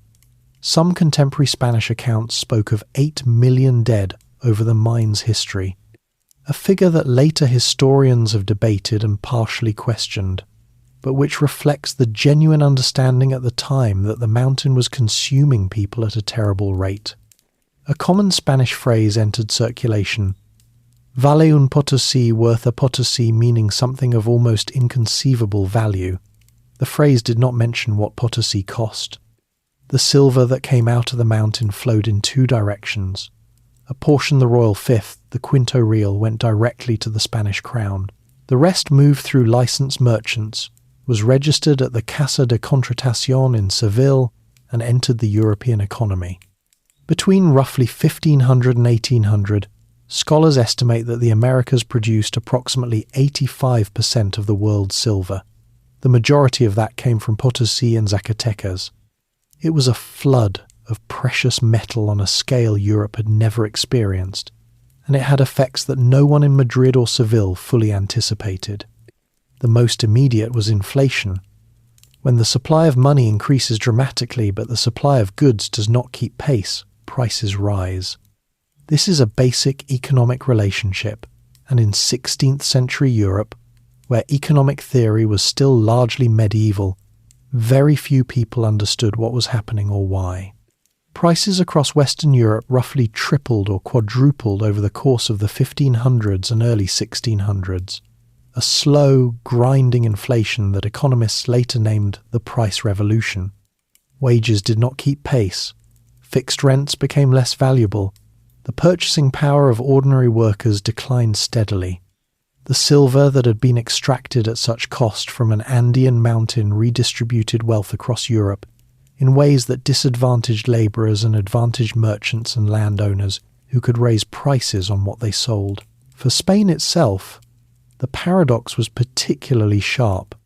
The silver coming in from the Americas was so enormous that the Spanish crown used it as collateral to borrow heavily from European banking families, particularly the Fuggers of Augsburg and later the Genoese banking networks. Rather than building a domestic economy capable of producing goods and generating wealth internally, Spain increasingly bought what it needed from other European countries using American silver. Dutch and English and Italian manufacturers sold textiles, weapons, and finished goods to Spain, which paid in silver that then circulated through those economies and funded their growth. Spain's domestic manufacturing sector, rather than developing under the pressure of imperial demand, was undercut by cheaper imports. The Crown declared bankruptcy in 1557, 1575, 1596, 1607, 1627, and 1647, 6 times in roughly 90 years. Each time, the silver kept coming in, and each time, the debts and military commitments outpaced it. The empire was generating extraordinary wealth and somehow remaining perpetually broke, a contradiction that baffled contemporaries and has fascinated economists ever since. At Potosi, through all of this, the mountain continued to be worked. New shafts went deeper, the meter rotations continued, the mercury processing continued. The mountain's profile, a near-perfect cone, rising above the high plateau, became the most recognizable symbol of colonial extraction in the Americas, printed on maps and described in books read across Europe. The city at its base had churches, a mint, a market, theatres, and a permanent floating population of merchants, priests, lawyers, prostitutes, gamblers, and indigenous workers who had walked hundreds of kilometres to fulfill an obligation they had not chosen. It was one of the defining places of the Spanish Empire, and one of the most complete illustrations of what the empire actually ran on. The world made Spanish. By the middle of the 1600s, the Spanish Empire in the Americas had been running for roughly a century and a half. Long enough for something that had begun as a series of violent military expeditions to solidify into something more recognizable as a civilization, layered, contradictory, genuinely creative in some ways, and organized around a hierarchy of race and origin that shaped virtually every aspect of daily life. Understanding what colonial Spanish America actually looked like, how people dressed, what they ate, where they lived, and what their days contained requires looking at the society from several levels at once, because the experience varied enormously depending on where you stood within it. At the top sat the peninsulars, people born in Spain who had crossed the Atlantic to take up administrative, religious, or commercial positions in the colonies. They were relatively few in number but held disproportionate formal authority. A peninsula could expect to hold high office in ways that colonial-born Spaniards could not, a distinction that generated resentment that would simmer for 200 years before boiling over in the independence movements of the early 1800s. Peninsulares dressed according to current Spanish fashion doublets, ruffs, cloaks and stockings for men of standing, elaborate gowns with high collars and fitted bodices for women, and maintained their Iberian identity with a deliberateness that was partly cultural pride and partly political positioning. Directly below them in social standing, and enormously more numerous, were the Criollos people of full or near-full Spanish descent, born in the Americas. By the 1600s, Criollo families had been in the Americas for 3 or 4 generations, had built substantial wealth through land ownership, mining, and trade, and had developed a distinct sense of belonging to their American cities and regions that sometimes surprised visitors from Spain. Criollo men wore European fashions adapted for local climates, lighter fabrics in the tropical lowlands, heavier wool in the Andean highlands. Criollo women, particularly in wealthy urban households, were known for elaborate personal adornment, imported silks, lace mantillas, and quantities of jewellery in gold and silver that reflected the proximity of the mines. The great Criollo households of Mexico City and Lima had servants, formal dining rooms, private chapels and libraries. Then came the mestizos, people of mixed Spanish and indigenous ancestry, whose numbers grew steadily throughout the colonial period, as the social boundaries between communities blurred in the complex ways that always accompany sustained contact. The mestizo population occupied a complicated middle position, above indigenous people in the official hierarchy, below criollos, and subject to a range of legal restrictions and social suspicions that made their position unstable and often frustrating. In practice, the line between a light-skinned mestizo who presented himself as criollo and an actual criollo was often more theoretical than real, and colonial society was full of people quietly repositioning themselves within the racial categories the system provided. The indigenous population, the indios, in colonial terminology, formed the broad base of the whole structure. They paid tribute, provided the bulk of the agricultural and mining labour, and lived under a separate legal regime from Spanish colonists. In rural areas, many indigenous communities retained significant internal autonomy, governing themselves through their own traditional leaders, now called caciques, or gobernadores, who served as intermediaries between their communities and the colonial administration. Indigenous men in these communities typically wore the traditional dress of their region, adapted over generations to incorporate Spanish-introduced materials like wool from the sheep and cattle the Spanish had brought. Women maintained traditional textile traditions with remarkable persistence. The weaving patterns of Andean and Mesoamerican communities survived the conquest and continue to this day. African people, brought to the Americas as enslaved labourers to supplement and eventually partially replace the declining indigenous workforce, formed another layer of this society. By around 1600, there were approximately 75,000 enslaved Africans in Spanish America, concentrated particularly in the Caribbean islands, coastal lowlands of Mexico and Peru, and the port cities. Enslaved people in urban settings sometimes had more mobility than those on agricultural estates working as skilled artisans, domestic servants, and vendors, but remained property under the law, with their lives entirely subject to their owners' decisions. Free black and mixed African-Spanish communities, known as mulattos and pardos, occupied positions of social ambiguity, similar in some ways to that of mestizos, defined as much by what they were not allowed to do as by what they were. The colonial authorities attempted to codify all of this into a formal system of racial classification called the Sistema de Castas, the caste system. A Spaniard and an indigenous woman produced a mestizo. A Spaniard and a mestizo produced a castizo. A mestizo and an indigenous person produced a coyote. The categories proliferated into dozens of increasingly elaborate designations, illustrated in a genre of painting pinturas de castas that depicted these combinations as nearly scientific taxonomy. Wealthy colonial families sometimes commissioned these paintings as demonstrations of their own racial genealogy and social position. They are now among the most visually striking documents of colonial social anxiety ever produced. The cities themselves were designed to make this hierarchy visible. Spanish colonial cities were typically built on a grid plan, centered on a Plaza Mayor, a main square surrounded by the cathedral, the government palace, and the most important commercial buildings. The cathedral occupied the largest and most prominent position, almost always built on or near the site of a pre-existing indigenous ceremonial center, a spatial statement about which religion had replaced which. Mexico City's great cathedral was built on the ruins of the Aztec Templo Mayor, using stones from the demolished temple as building material. The Plaza Mayor was where colonial life converged daily.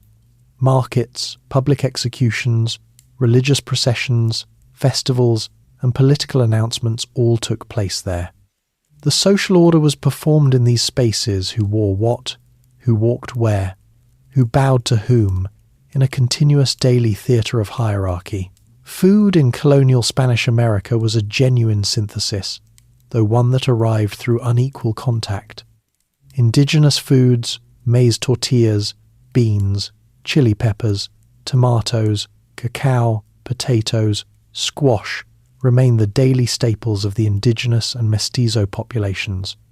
The Spanish introduced wheat, which they preferred for bread and which carried enormous cultural weight as the grain of the Eucharist, along with cattle, pigs, chickens, sheep, olive oil, wine, and sugar.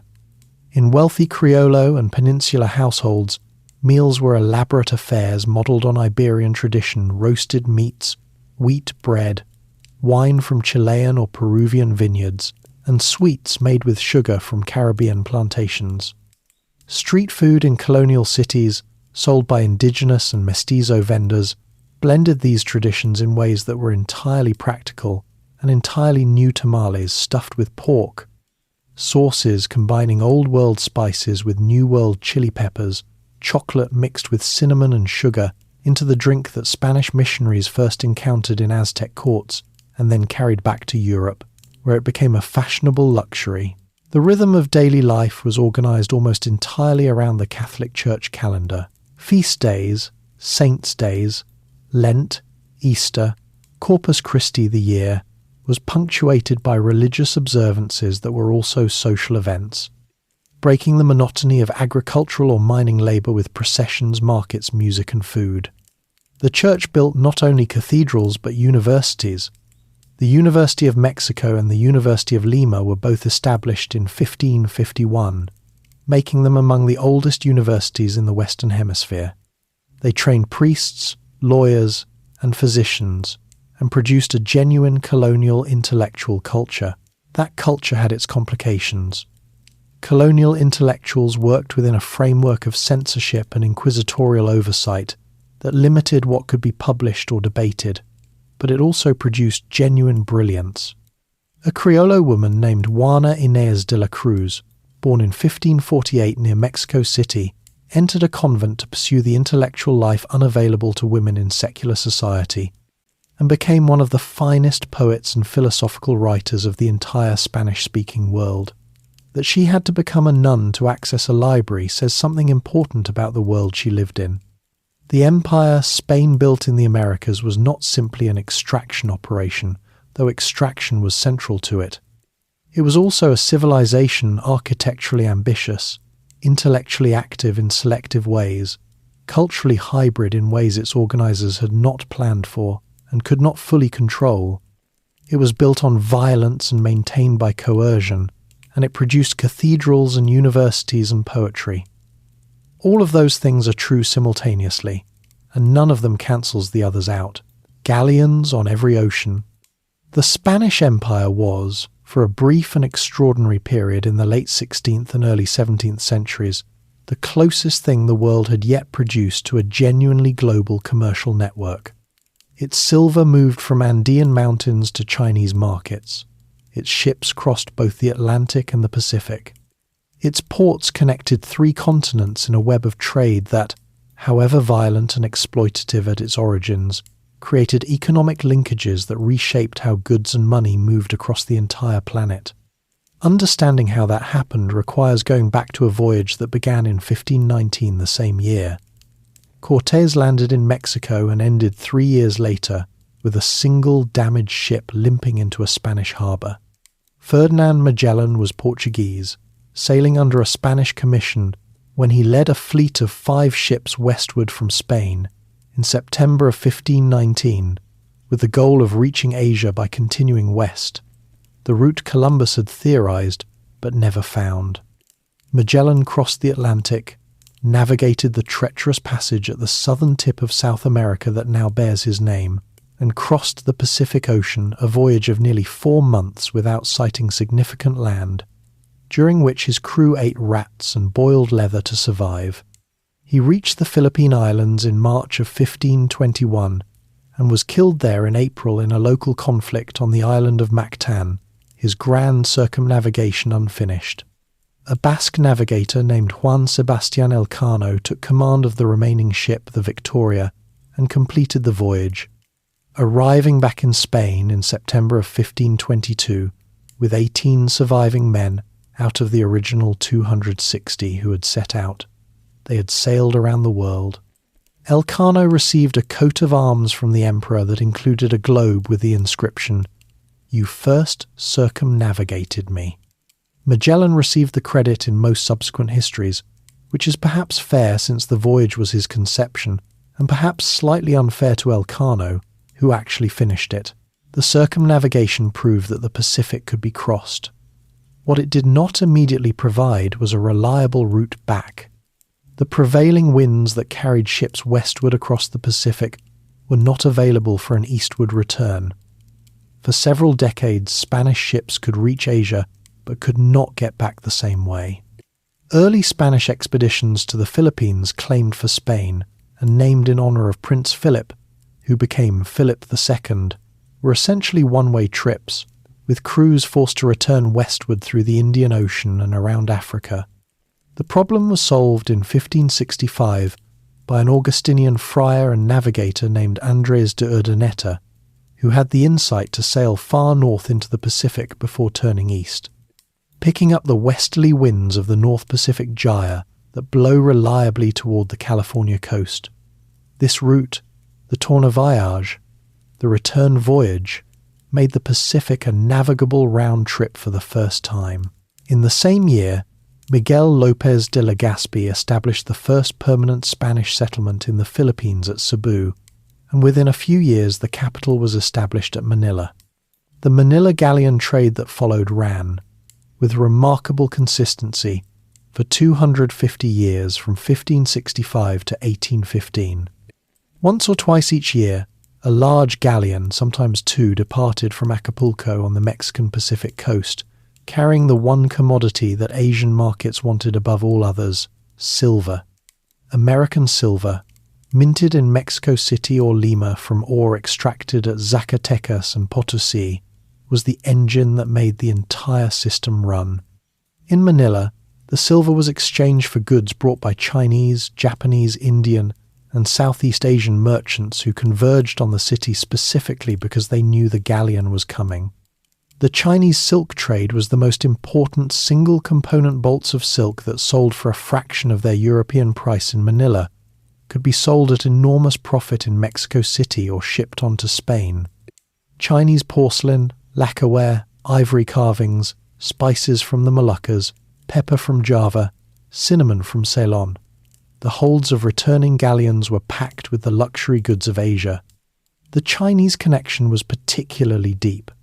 China under the Ming dynasty had made silver the foundation of its monetary system and tax collection, but China produced relatively little silver domestically. American silver, flowing through Manila, became essential to the functioning of the Chinese imperial economy. Scholars estimate that somewhere between a third and half of all the silver produced in Spanish America between the 1500s and the 1800s eventually ended up in China. The global economy was, in a very real sense, running on Potosi's output. The Andean mountain was not merely enriching Spain but monetizing Asia. The Manila galleons themselves were extraordinary vessels among the largest wooden ships built anywhere in the world during their era. The great galleons of the late 16th and 17th centuries were constructed in the Philippines using tropical hardwoods far superior in durability to anything available in Europe or the Americas, and could carry several hundred tons of cargo. They were also floating fortresses, because the Pacific route attracted exactly the kind of attention that enormous concentrations of valuable cargo tend to attract.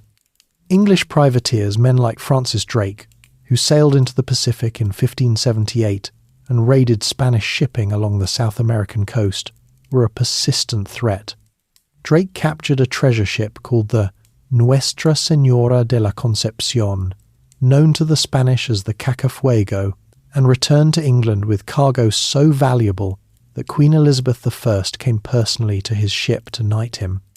The Dutch, who became Spain's most serious commercial rivals in the 17th century, were even more systematic in their Pacific raiding, establishing their own trading network in Asia and directly competing with Spanish and Portuguese interests across the region. The dangers were not only human. The North Pacific route home was brutal, a voyage of 3 to 4 months across open ocean, with no possibility of resupply, through waters that produced sudden and violent storms. ships that missed the California coast and were pushed off course could find themselves in serious trouble quickly. Over the 250 years of the trade, somewhere between 30 and 40 galleons were lost to storms, reefs, or enemy action. When a galleon went down, it took not only its cargo but its crew of several hundred men, including the indigenous Mexican and Filipino sailors who made up much of the working labour on these ships and who appear rarely in the historical record by name. The arrival of a galleon at Acapulco was one of the most significant economic events of the colonial calendar. A massive trade fair erupted in the port. Merchants from Mexico City travelled weeks overland to reach it, bringing currency and colonial goods to exchange for the Asian luxuries coming off the ship. Chinese silk was redistributed across New Spain and onward to Spain itself. Asian porcelain appeared in colonial households from Mexico to Peru. The global economy, before the word globalization existed, was doing what globalization does, moving goods from where they were cheap to where they were expensive, and creating dependencies in both directions. What is easy to miss in the scale of this commercial achievement is what it required at the human level. The silver that drove the entire system came from Potosi and Zacatecas, extracted by coerced labour under deadly conditions. The galleons were crewed by men who spent months at sea in conditions of extraordinary hardship. The Filipino workers who built the ships were organised under a labour system with uncomfortable similarities to the meter. The Chinese merchants in Manila's Parian, the designated district where they were required to live, separately from the Spanish colonial population, were periodically subjected to massacres when Spanish colonial authorities became anxious about their numbers and influence. The first truly global trade network was built on the same structural foundation as everything else the Spanish Empire produced: extracted resources, coerced labour, and a legal and institutional framework designed to ensure that the profits accumulated at the top of the hierarchy while the costs were distributed across its bottom. It was, even so, genuinely remarkable. A system of commerce that connected Andean mountains to Chinese markets through Pacific storms and Philippine ports, creating economic relationships that neither Europe nor Asia had imagined possible a century before. The Armada and the cracks. Philip II of Spain was, by the 1580s, the most powerful monarch in the world. He had inherited from his father, Charles V, a domain that already included Spain, the Spanish Americas, the Kingdom of Naples, Sicily, and the Duchy of Milan. In 1580, he added Portugal and its entire overseas empire, Brazil, the African trading posts, the Indian Ocean network, the colonies in Asia, through a dynastic claim backed by military force. For a brief period, the crowns of Spain and Portugal sat on the same head, and the phrase used to describe Philip's realm required some effort to complete. It stretched from the Philippines to Peru, from the coast of Brazil to the ports of Goa. Philip governed all of this from a desk. He was a meticulous, deeply serious man who read and annotated every document that crossed his table, made decisions slowly and carefully, and corresponded personally with officials across 3 continents. His palace, the Escorial, a vast, austere granite complex northwest of Madrid that he spent years designing and building, reflected his personality precisely: grand in scale, severe in decoration, organised around a private chapel where he could hear Mass through a window from his own bedroom. He was profoundly Catholic in a way that was not merely political but genuinely personal, and he believed with complete sincerity that the defence of Catholicism was the central purpose of his reign. England, under Elizabeth I, was Protestant. The Dutch provinces that Spain administered in the Low Countries, what are now the Netherlands and Belgium, were in open revolt, partially funded and encouraged by Elizabeth. English privateers, operating under licenses that gave them a semi-official status while maintaining the Queen's plausible deniability, were raiding Spanish shipping in the Caribbean and the Pacific with increasing boldness. Francis Drake had sailed into the harbour at Cadiz in 1587 and destroyed or captured somewhere around 30 Spanish ships sitting in port, an act of audacity that English writers celebrated as singeing the king of Spain's beard, and that Philip received with the controlled fury of a man who had decided something must be done. What Philip decided to do was build a fleet large enough to end the problem permanently. The armada he assembled was called, with the optimism of official nomenclature, La Grande y Felicissima Armada, the great and most fortunate fleet. It consisted of 130 ships and roughly 30,000 men, sailors, soldiers, servants, and priests, the largest naval force Spain had ever put to sea. The plan was straightforward in concept and catastrophically complicated in execution. The fleet would sail up the English Channel to the coast of Flanders, where the Duke of Parma commanded a veteran army of approximately 17,000 men. Parma's forces would board small transport vessels in the shallow Flemish ports, rendezvous with the Armada in the Channel, and cross to England under naval protection. The man Philip appointed to command this fleet was Alonso Perez de Guzman, the Duke of Medina Sidonia. Medina Sidonia was a capable administrator and a man of impeccable social standing, which were apparently the primary qualifications being considered. He wrote to Philip before the fleet sailed, pointing out with admirable honesty that he had no experience of naval command, that he suffered from seasickness, and that he genuinely felt he was the wrong choice for the job.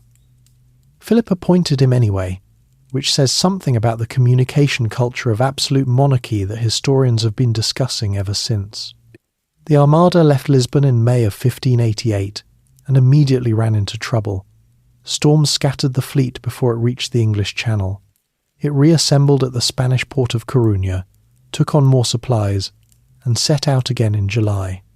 By the time it entered the Channel, the English fleet was ready. The English ships, commanded by Lord Howard of Effingham with Francis Drake serving as Vice-Admiral, were different in design. From the heavy Spanish galleons, lower, faster, more manoeuvrable, with longer-range guns that allowed them to engage at distances where the Spanish could not effectively respond.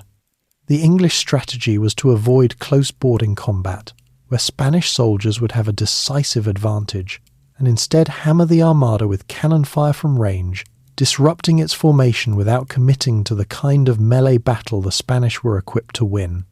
What followed was a week of running engagements up the Channel. The Spanish maintained their formation with considerable discipline, a defensive crescent that made it difficult for the English to break through, and the English guns, while accurate at range, could not penetrate the thick hulls of the Spanish galleons decisively. Neither side actually sank many of the other's ships in direct combat. The battle was less dramatic than its reputation suggests. The crisis came at Gravelines, off the Flemish coast, on August the 8th. The Armada had anchored off Calais, waiting to coordinate with Parma's army, and here the fundamental flaw in the plan became undeniable. Parma's soldiers were in shallow Flemish ports that the great Spanish galleons could not enter. The small transport boats Parma needed to reach the Armada were being blockaded by Dutch flyboats, nimble, shallow-draft vessels operating in coastal waters where the Spanish fleet could not follow. The rendezvous that the entire operation depended on could not happen. During the night, the English sent 8 fireships vessels loaded with pitch and combustibles and set alight drifting into the anchored Armada. The Spanish, unable to tell whether the fireships carried explosives, panicked and cut their anchor cables, scattering the fleet's careful formation. In the battle the following morning off Gravelines, the Spanish ships were disorganized and exposed, and the English inflicted the heaviest damage of the entire campaign. Several Spanish ships were driven onto shallow banks and wrecked. The Armada, unable to re-anchor because the cables had been cut, was pushed northward by the wind. There was no way back down the Channel. The English fleet blocked the southern route, and the wind was against them. The only option was to sail north around Scotland and then south around the western coast of Ireland, a route of thousands of kilometres through waters no Spanish pilot had charted. What the weather did to the fleet on that route was worse than anything the English had managed. Atlantic storms drove ships onto the rocky Irish coast in a series of wrecks spread over hundreds of kilometres of coastline, thousands of men drowned. Others reached shore, where some were helped by the Irish population and others were killed by English soldiers under strict orders to execute any Spaniards who landed. Roughly 67 ships made it back to Spain, out of 130 that had left. Approximately 20,000 men had died, most of them not in battle, but from storms, shipwreck, disease, and thirst during the long northern voyage. Philip, receiving the news at the Escorial, reportedly said that he had sent his fleet to fight men, not storms, and continued with his paperwork. He built another fleet the following year. A storm destroyed it before it reached England. He built another in 1597. Another storm. The ocean seemed to be making a point that Philip was not entirely prepared to absorb. The defeat of the Armada did not immediately alter the balance of power as dramatically as later accounts sometimes imply. Spain remained the dominant European power for another generation, its silver still flowing, its armies still the finest in Europe. But the campaign had revealed something important. The empire was overextended. It was fighting simultaneously in the Netherlands, in France, in the Mediterranean, in the Atlantic, and in the Pacific, maintaining commitments in every direction that its revenues, even supplemented by American silver, could barely sustain. Each new military adventure added debt without resolving the underlying strategic problem, which was that Spain had accumulated more territory and more enemies than any single monarchy could effectively defend. The cracks were there. They would take another century to become fractures. Silver, inflation, and the slow bleeding. Philip II died in 1598 after a reign of 42 years, leaving behind the largest empire in the world and a treasury that was, once again, effectively bankrupt. His son, Philip III, inherited both the empire and its contradictions and added a few of his own. Philip III was not an unintelligent man, but he was a deeply uninterested one. Where his father had governed through meticulous personal attention, reading every document and annotating every report, Philip III preferred to delegate. He chose as his chief minister a nobleman named Francisco Gómez de Sandoval y Rojas, the Duke of Lerma, and handed him effective control of the Spanish government for the better part of 2 decades. Lerma used this position with impressive thoroughness to enrich himself, his family, and his network of clients, accumulating one of the largest personal fortunes in Spain, while overseeing a foreign policy of cautious disengagement and a domestic policy of drift. When corruption charges eventually began to gather around him, Lerma solved the problem by arranging for the Pope to make him a cardinal, a stroke of administrative creativity that protected him from secular prosecution. He died peacefully in his own bed, a wealthy prince of the church. The institution of the valido, the royal favourite who governed in the king's name, became one of the defining features of 17th century Spain. It concentrated enormous power in the hands of men whose primary qualification was the king's personal affection, and it meant that the quality of Spanish government became tightly linked to the judgment of whoever happened to occupy that position at any given moment. The results were mixed, which is a polite way of saying they were often poor. Beneath the political drift at the top, the structural problems of the empire were compounding. The silver continued to arrive from the Americas, but the relationship between that silver and actual Spanish prosperity had become increasingly complicated. The core issue was one that economists would later describe as Dutch disease, a phenomenon where the abundance of a single valuable commodity hollows out the broader economy by making everything else relatively uncompetitive. Spain was importing manufactured goods, textiles, hardware, weapons, furniture from France, England, the Dutch Republic, and the Italian states, paying for them with American silver. Spanish domestic manufacturers could not compete with cheaper foreign goods, and rather than developing the industrial capacity that sustained wealth over the long term, Spain functioned increasingly as a conduit. Silver came in from the Americas, moved through Spanish hands, and ended up in the treasuries of the countries that actually made things. The Genoese bankers who financed Spain's military operations took a substantial portion. The rest dispersed across a European economy that used it more productively than Spain did. The Dutch were the clearest example of this dynamic in action. The Dutch Republic, which had been in open revolt against Spanish rule since 1568, in what became known as the 80 Years' War, was simultaneously fighting for its independence from Spain and becoming the most economically dynamic society in Europe. While Spain's American silver funded the armies trying to suppress the revolt, Dutch merchants were building the commercial infrastructure of a new kind of capitalist economy, the Amsterdam Stock Exchange. The Dutch East India Company founded in 1602 a sophisticated banking system and a merchant fleet that would eventually outnumber all other European fleets combined. The Dutch East India Company, the Verenigde Oost-Indische Compagnie, or VOC, was a direct competitor to Spanish and Portuguese interests in Asia. It was the first company in history to issue public shares, allowing ordinary investors to buy stakes in its voyages and distribute both the risk and the profits. Within a generation, it had established trading posts across the Indian Ocean and Southeast Asia, displacing Portuguese merchants from positions they had held for a century and capturing a significant portion of the Asian luxury trade that had previously flowed through the Manila galleons and Lisbon. The organisational innovation the Dutch brought to commerce was as consequential, in its own way, as any military technology. In 1609, Philip III made a domestic decision that historians have long identified as one of the more self-inflicted wounds of the period. He ordered the expulsion of the Moriscos, the descendants of Spanish Muslims who had converted to Christianity, officially, but who were suspected of practicing Islam in secret and of maintaining cultural loyalties that the crown found threatening. The expulsion was carried out over several years and removed somewhere around 300,000 people from Spain. Many of them were skilled farmers, artisans, and craftsmen concentrated in the agricultural regions of Valencia and Aragon.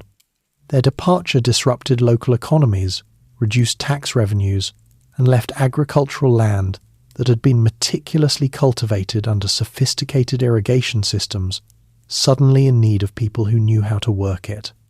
The long-term economic damage was significant and largely self-inflicted. Philip IV, who came to the throne in 1621, inherited all of these accumulated problems and then added the 30 Years' War. That conflict, which began as a religious dispute within the Holy Roman Empire and gradually became a general European war involving nearly every major power, drew Spain in deeply partly out of genuine religious commitment, partly out of dynastic obligation to the Austrian Habsburgs, and partly because the Spanish road, the overland route used to move troops from Spain through Italy and into the Spanish Netherlands, ran directly through territories that were now contested war zones. Philip IV's own valido, the Count Duke of Olivares, was considerably more capable than Lerma, a genuine statesman with a clear analysis of Spain's structural problems and ambitious reform plans to address them. Olivares understood that the empire's military commitments were outrunning its fiscal capacity, and that the solution required making the various regions of Spain, Castile, Aragon, Catalonia, Portugal contribute more equally to the common defence, rather than leaving Castile to bear most of the burden. His attempt to implement this through a proposal called the Union of Arms, which would have required each region to contribute troops and money proportional to its resources, produced exactly the political crisis he might have anticipated. In 1640, both Portugal and Catalonia revolted. Portugal, which had been united with Spain under Philip II in 1580, seized the opportunity provided by Spain's military overextension to break away permanently under a Portuguese nobleman named João, the fourth of the House of Braganza. The Portuguese Restoration War that followed lasted 28 years, and Portugal never came back. Catalonia's revolt was eventually suppressed, but only after enormous military effort and at the cost of concessions that weakened Castile's control over the region. At the Peace of Westphalia in 1648, Spain formally recognised the independence of the Dutch Republic acknowledging the outcome of a war it had been fighting for 80 years without winning. 11 years later, the Treaty of the Pyrenees ended a war with France and required Spain to cede territory to the French crown. Both treaties signalled something that contemporaries could already feel. The centre of European power was shifting. France, under Cardinal Richelieu and then Cardinal Mazarin and then Louis XIV, was becoming the dominant continental power. Spain was becoming something else, still large, still wealthy in theory, still the possessor of 2 continents' worth of colonial territory, but no longer the unchallenged hegemon it had been in the years of Charles V and Philip II. The silver was still coming, the colonies were still producing, the empire's bones were still intact, but the muscles that had made it move, the fiscal flexibility, the military dominance, the institutional confidence were tired in ways that a generation of reform had not managed to address. Bourbon hands on Spanish soil. The man who ended the Habsburg dynasty in Spain was not a revolutionary or a conqueror. He was a king who simply failed to produce an heir, and whose body had been so comprehensively damaged by 2 centuries of dynastic inbreeding that almost nothing about him functioned as it should. Charles II of Spain, known to his contemporaries as El Hechizado, the Bewitched, was the final product of a Habsburg family tree that had been folding in on itself for generations. His parents were uncle and niece. His grandparents on both sides shared the same great-grandparents. The accumulated genetic consequences showed in almost every aspect of his physical existence.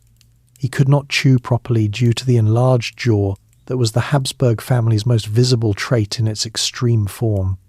He walked late, spoke late, and suffered from a range of ailments that his physicians catalogued with increasing helplessness over the course of his 39 years.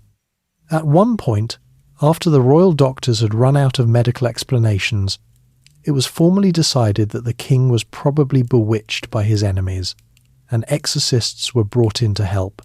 The exorcists did not succeed either, which was presumably a surprise to everyone involved except the king, who had been ill his entire life and had likely stopped expecting solutions. Charles died in 1700 without a surviving child, and the question of who would inherit his empire, Spain, the Americas, the Philippines, remnant territories in Italy, immediately became the central crisis of European politics. He had left a will naming Philip of Anjou, a grandson of the French king, Louis XIV, as his successor. The logic was partly dynastic. Philip had a legitimate claim through the female line and partly strategic. Charles and his advisors hoped that having a French Bourbon on the Spanish throne would bring French protection to the empire, which was no longer capable of defending itself alone. What it actually brought was a continent-wide war. The Grand Alliance of England, the Dutch Republic, Austria, and Portugal refused to accept a Bourbon Spain as a French satellite and backed a rival claimant, Archduke Charles of Austria, who also had a legitimate dynastic claim. The War of Spanish Succession lasted from 1701 to 1714 and was fought across Europe, in the Americas, and at sea. Its battles Blenheim, Ramillies, Oudenarde, Malplaquet are among the most significant of the early 18th century. And the Duke of Marlborough, who won them, became one of the most celebrated commanders in English history. The outcome, settled at the Treaty of Utrecht in 1713, was a compromise. Philip of Anjou became Philip V, the first Bourbon king of Spain, and kept the Spanish mainland and the American colonies, but the price was steep. The Spanish Netherlands went to Austria. Milan, Naples, and Sardinia went to Austria. Sicily went to Savoy. Gibraltar and the island of Minorca went to Britain, along with something that would have long consequences in the Americas, a contract called the Asiento, giving British merchants the right to supply enslaved Africans to Spanish colonial markets, a commercial foothold that British traders used to expand their presence throughout the Spanish Empire. The new Bourbon dynasty brought with it French administrative ideas and a French style of centralized government that immediately began reshaping the institutions Spain had built over centuries. The Nueva Planta decrees, issued between 1707 and 1716, abolished the separate legal systems of Aragon, Catalonia, and Valencia, the regional autonomy that had been preserved even under the Habsburgs, and replaced them with a Castilian model of unified administration. Catalonia, which had supported the Austrian claimant during the war and lost, received the new arrangements as punishment. The regional resentments this generated did not go away. They have not gone away yet. The most capable of the Bourban monarchs was Charles III, who came to the throne in 1759 and brought to Spanish governance a genuine reforming energy that his predecessors had lacked. Charles was a practical man, attentive to detail, interested in improvement, surrounding himself with ministers who shared his commitment to rational administration. His reforms touched almost every area of the empire. The military was reorganized, the tax system was revised, the commercial regulations that had channeled all American trade through Seville were loosened to allow more Spanish ports to participate, and the colonial administration was restructured to increase efficiency and reduce the power of entrenched local elites. The Jesuits were expelled from Spain and all its colonies in 1767, a decision driven partly by political conflict with Rome, partly by colonial administrators' complaints that Jesuit missions functioned as autonomous economic and political entities beyond royal control. In the Americas, the expulsion of roughly 2,500 Jesuits removed the religious order that had been most deeply involved in frontier mission work, particularly in regions like Paraguay, where the Jesuit reductions had created an unusual form of organized indigenous society that was simultaneously admired and resented by colonial authorities. The missions collapsed rapidly after the Jesuits left, and the indigenous populations they had organized scattered. The creation of new viceroyalties, New Granada in 1717, reorganized in 1739, and the Rio de la Plata in 1776 reflected Bourban efforts to bring more remote parts of the empire under closer administrative control. Buenos Aires, previously a minor port at the edge of the Peruvian viceroyalty, became the capital of a new viceroyalty that included what are now Argentina, Uruguay, Paraguay, and Bolivia. This reorganization was partly about efficiency and partly about defense. The southern Atlantic coast was increasingly contested by British and Portuguese interests, and Spain needed more responsive local governance to protect it. Spain's involvement in the 7 Years' War, which it entered late in 1762 on the French side, resulted in the British capture of both Havana and Manila, the two most important ports of the empire outside the American mainland. The Treaty of Paris in 1763 returned them, but Spain had to cede Florida to Britain in exchange, a loss that stung. It received Louisiana from France as partial compensation, gaining a large and largely ungovernable territory on the North American mainland that it was poorly equipped to develop or defend. The American Revolution, which began in 1775, gave Spain an opportunity it took carefully. The Spanish crown had no particular sympathy for colonial revolutions. The obvious implications for its own empire were not lost on Madrid, but the prospect of weakening Britain was too attractive to pass up. Spain entered the conflict in 1779 as an ally of France, not of the American colonists directly, and fought primarily in the Caribbean and along the Gulf of Mexico, recapturing Florida in the process. The Treaty of Paris of 1783 returned Florida to Spain, a modest territorial gain from a war that had far more significant long-term consequences than Spain yet understood. Those consequences were ideological. The American Revolution had demonstrated that a colonial population could successfully break from its European master and establish a new form of government. The French Revolution, which erupted in 1789, the year after Charles III died, spread ideas about popular sovereignty, natural rights, and the illegitimacy of inherited monarchy across the Atlantic in pamphlets and newspapers, and the conversations of educated criollos who had been schooled in Enlightenment thought by the very reforms the Bourbons had introduced. The Bourbon reforms had been trying to make the empire more efficient, but in doing so they had also reshuffled colonial resentments. The centralization of power in the hands of Peninsulares Spanish-born officials sent from Madrid to fill positions that Criollo families had come to consider their own grated against a Criollo elite that had been in the Americas for generations, and saw itself as fully capable of self-governance. The reforms that were meant to strengthen the empire's hold on its colonies had instead given the people who would eventually lead the independence movements a very specific list of grievances. The tree had been shaken. The roots were still holding, but the next decade would bring something the roots could not survive. Napoleon kicks the table. The Spanish Empire did not fall to a single dramatic blow.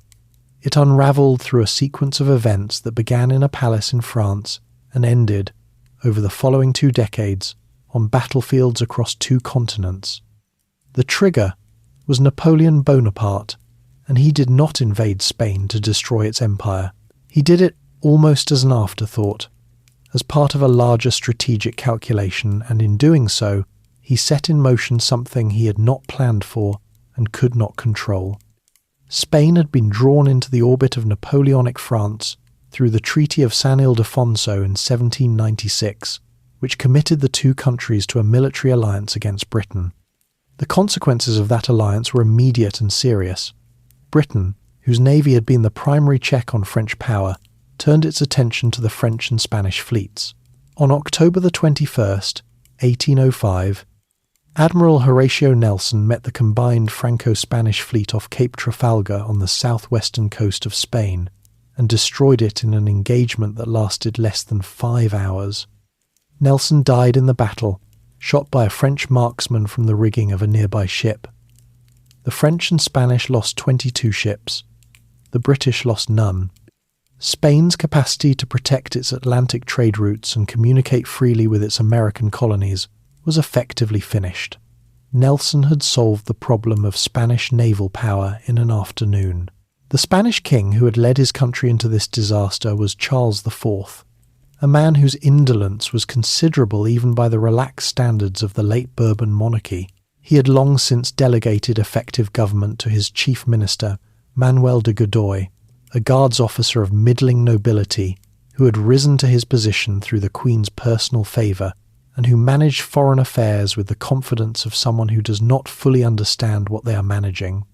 The court of Charles IV had become a quietly dysfunctional place, the king and queen and their minister navigating complex personal loyalties, while the kingdom drifted toward a crisis none of them was equipped to handle. In March of 1808, a riot at the royal palace of Aranjuez forced Charles to dismiss Godoy and then abdicate in favour of his son, who became Ferdinand VII. The sequence of events that followed moved quickly. Napoleon, who had been watching Spanish politics with the calculating patience of someone who had already decided what he was going to do, summoned both Charles and Ferdinand to Bayonne in southwestern France under the pretext of mediating their dispute. What happened at Bayonne was not mediation. Napoleon pressured Ferdinand to return the crown to his father, who then surrendered it to Napoleon, who gave it to his brother Joseph. Joseph Bonaparte became King of Spain in May of 1808. The Spanish people received this arrangement with an absence of enthusiasm that expressed itself immediately in violence.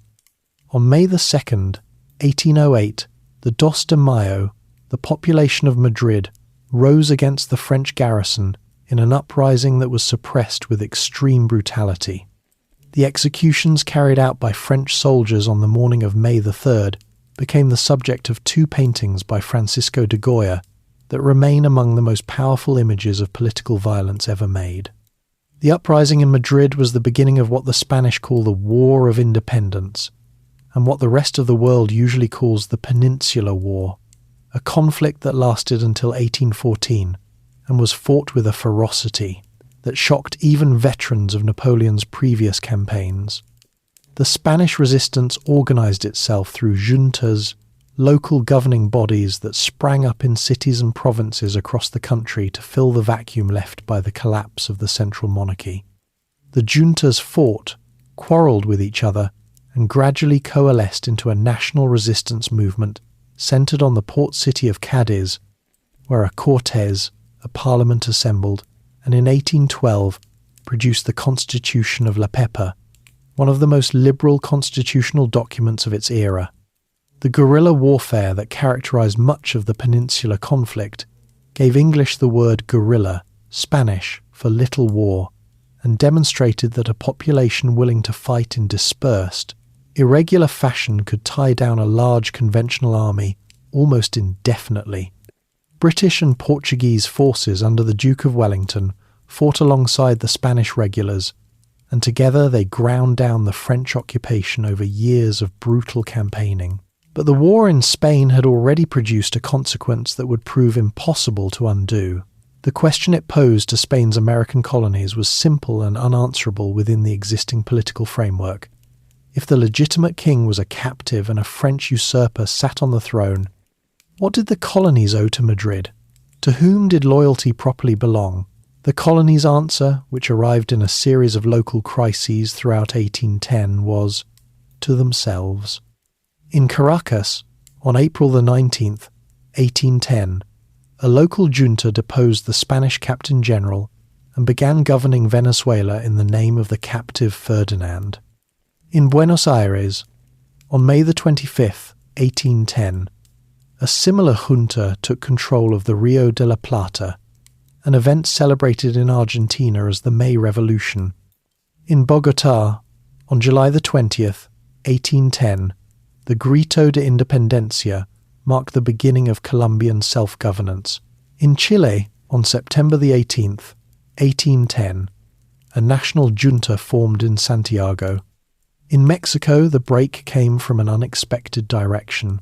On September the 16th, 1810, a parish priest in the small town of Dolores named Miguel Hidalgo rang his church bell and addressed his congregation in a speech, the Grito de Dolores, the cry of Dolores calling them to rise against bad government.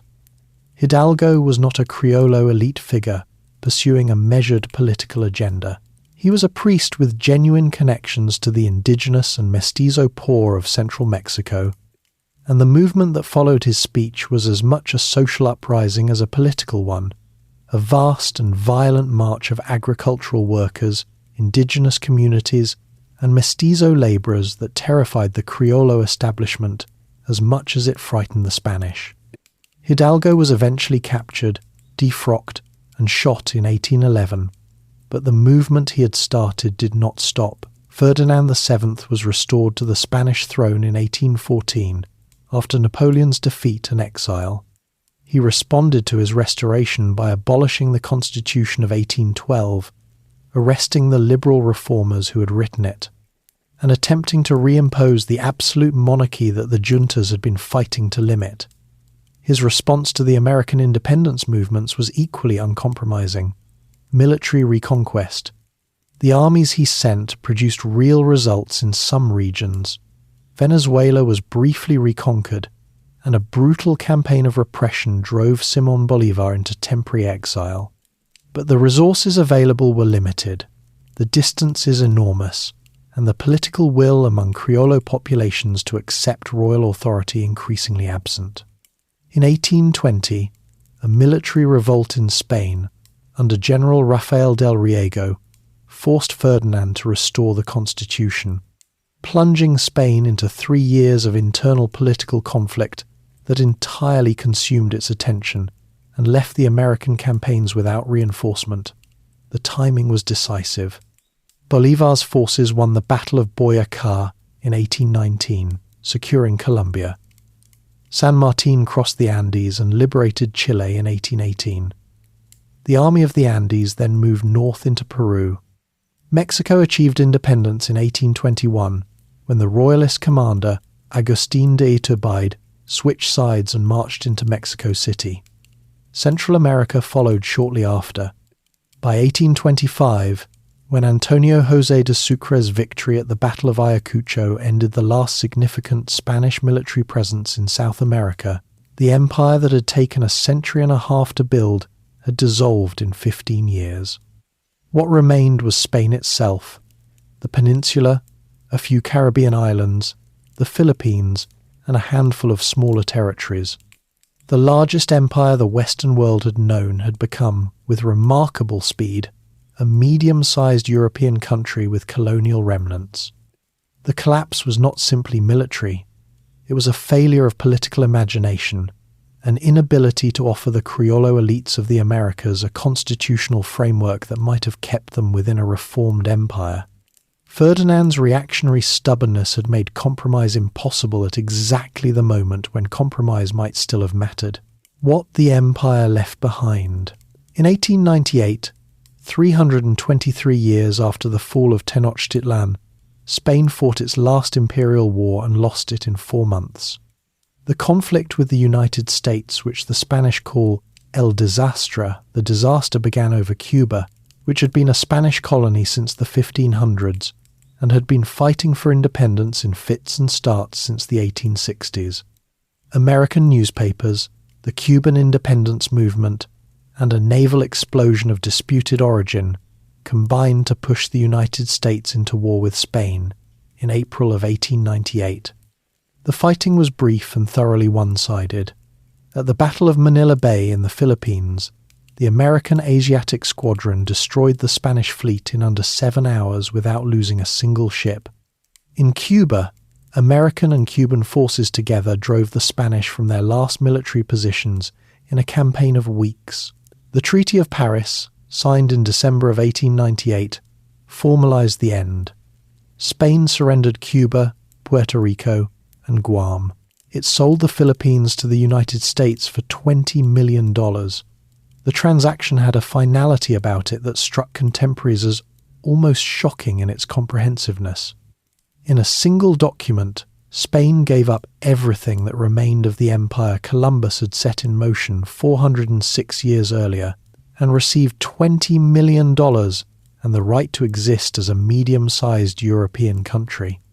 The generation of Spanish writers and thinkers who came of age in the aftermath, the generation of 98, as they are known, spent their careers examining what had happened to their country and why. Miguel de Unamuno, Antonio Machado, José Ortega y Gasset, men who took the disaster as the starting point for a profound national reckoning with Spanish identity, its values, its history, its failures. The empire's end produced in Spain something that the empire's height had not, a culture of serious self-examination. But the empire's end in 1898 was the end of something that had already substantially ended in the 1820s. What Spain lost in 1898 were remnants, important ones, but remnants nonetheless. The main event was the wave of independence movements that swept the American colonies between 1810 and 1825. What those movements left behind was not an absence, but something far more complicated. A set of new nations built on colonial foundations, inheriting colonial languages, colonial religions, colonial legal systems, and colonial social hierarchies, and then struggling to build something genuinely new on top of them. The most visible legacy of the Spanish Empire is linguistic. Spanish is spoken today by approximately 500 million people as a first language, making it the second most widely spoken native language in the world. It is the official or dominant language of 20 countries, all of them former Spanish colonies except Spain itself.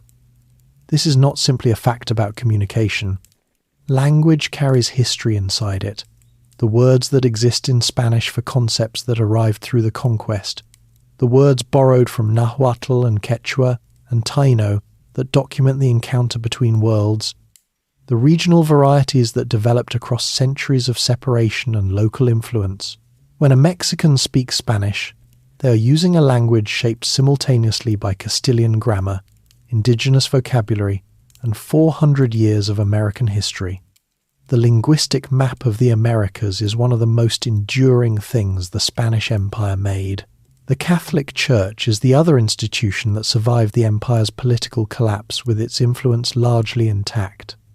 Latin America remains predominantly Catholic, though the nature of that Catholicism was shaped from the beginning by the encounter between Spanish religious practice and indigenous spiritual traditions that persisted beneath.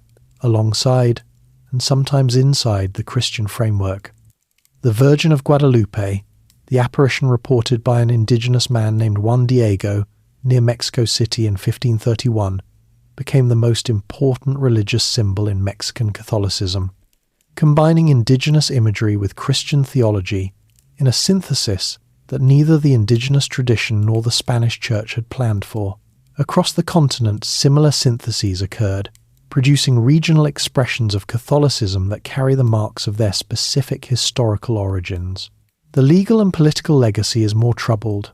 The administrative systems Spain built, centralized, hierarchical, oriented toward extraction rather than development, left patterns in governance that the new republics of the 19th century struggled to overcome.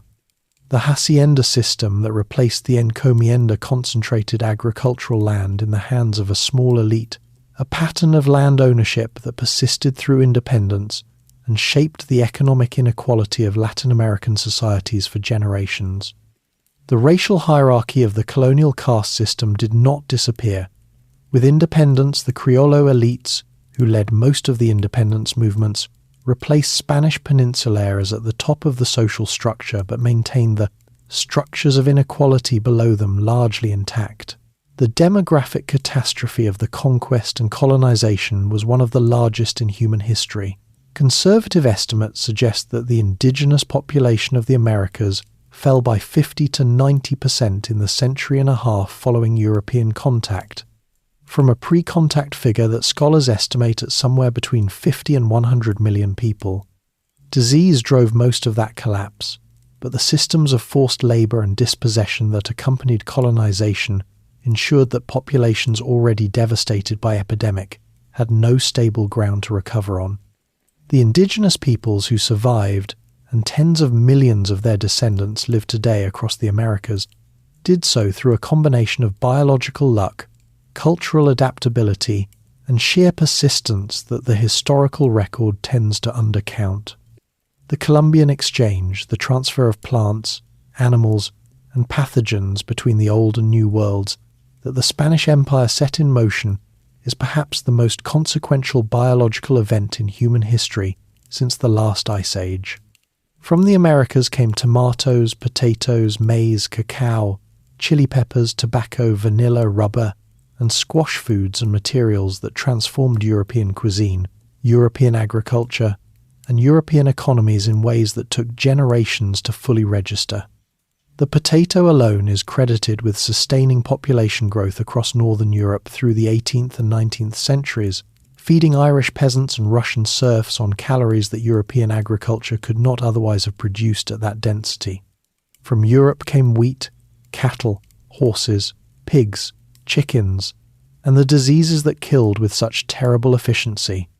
The horses deserve a particular mention because their effect on the cultures of the American plains and prairies, the Comanche, the Lakota, the Crow, the Apache, was transformative in ways that operated largely outside the Spanish colonial system. Horses introduced by the Spanish spread northward through indigenous trade networks, and within a century had created entirely new ways of life across a vast region that Spain itself never effectively controlled. The Great Plains Indian cultures of the 18th and 19th centuries, the cultures that feature prominently in American mythology, were products of the Spanish Empire's most accidental export. The question of how to assess the Spanish Empire overall has generated arguments that have not finished and perhaps cannot finish, because the empire produced genuinely contradictory things simultaneously. It destroyed civilizations and built universities. It extracted enormous wealth through coerced labor and created a legal tradition that recognized the humanity of the people being coerced. It spread a language that became the vehicle for some of the most significant literature of the modern era. Cervantes, Sor Juana, Pablo Neruda, Gabriel Garcia Marquez, and it suppressed, deliberately and systematically, the languages and cultural traditions of the peoples whose lands it occupied. The Black Legend, the Protestant-era narrative that reduced the Spanish Empire to a story of uniquely Spanish cruelty, was propaganda and it served political purposes that had nothing to do with historical accuracy. The Spanish were not uniquely cruel. The violence of their conquest was proportionate to the stakes, which were enormous, and to the culture of the era, which sanctioned violence in service of expansion and religious conformity. The English, Dutch, French, and Portuguese empires that followed were not gentle alternatives. What distinguished the Spanish was priority. They arrived first, on the largest scale, and the template they established shaped everything that came after. What the Spanish Empire ultimately was, stripped of both its defenders' romanticization and its critics' reduction, was a human project driven by human motivations, organized by human institutions, and productive of human consequences across an extraordinary scale of time and geography. It was built by people trying to get rich, trying to save souls, trying to serve their king, trying to survive, and occasionally trying to understand what they were seeing. That it changed the world is not in question. The world it made is the one we still live in. And so the story of the Spanish Empire comes quietly to rest. A kingdom forged from centuries of conflict, carried across oceans on the ambitions of a few hundred sailors and soldiers, stretched until it touched almost every shore, and then, slowly, inevitably, returned to something smaller and more human. The silver mountains are still there. The cathedrals are still standing. The languages, the food, the music, all of it remains. History does not disappear. It just becomes the ground beneath our feet. If you are still awake, there is another video waiting for you on screen, ready to carry you a little further into the past. And if this one stayed with you, feel free to like, subscribe, or leave a thought in the comments below. It genuinely means something. For now, though, let your shoulders drop. Let the story settle. Close your eyes. The Empire has sailed its last voyage for tonight. Good night. Sleep well,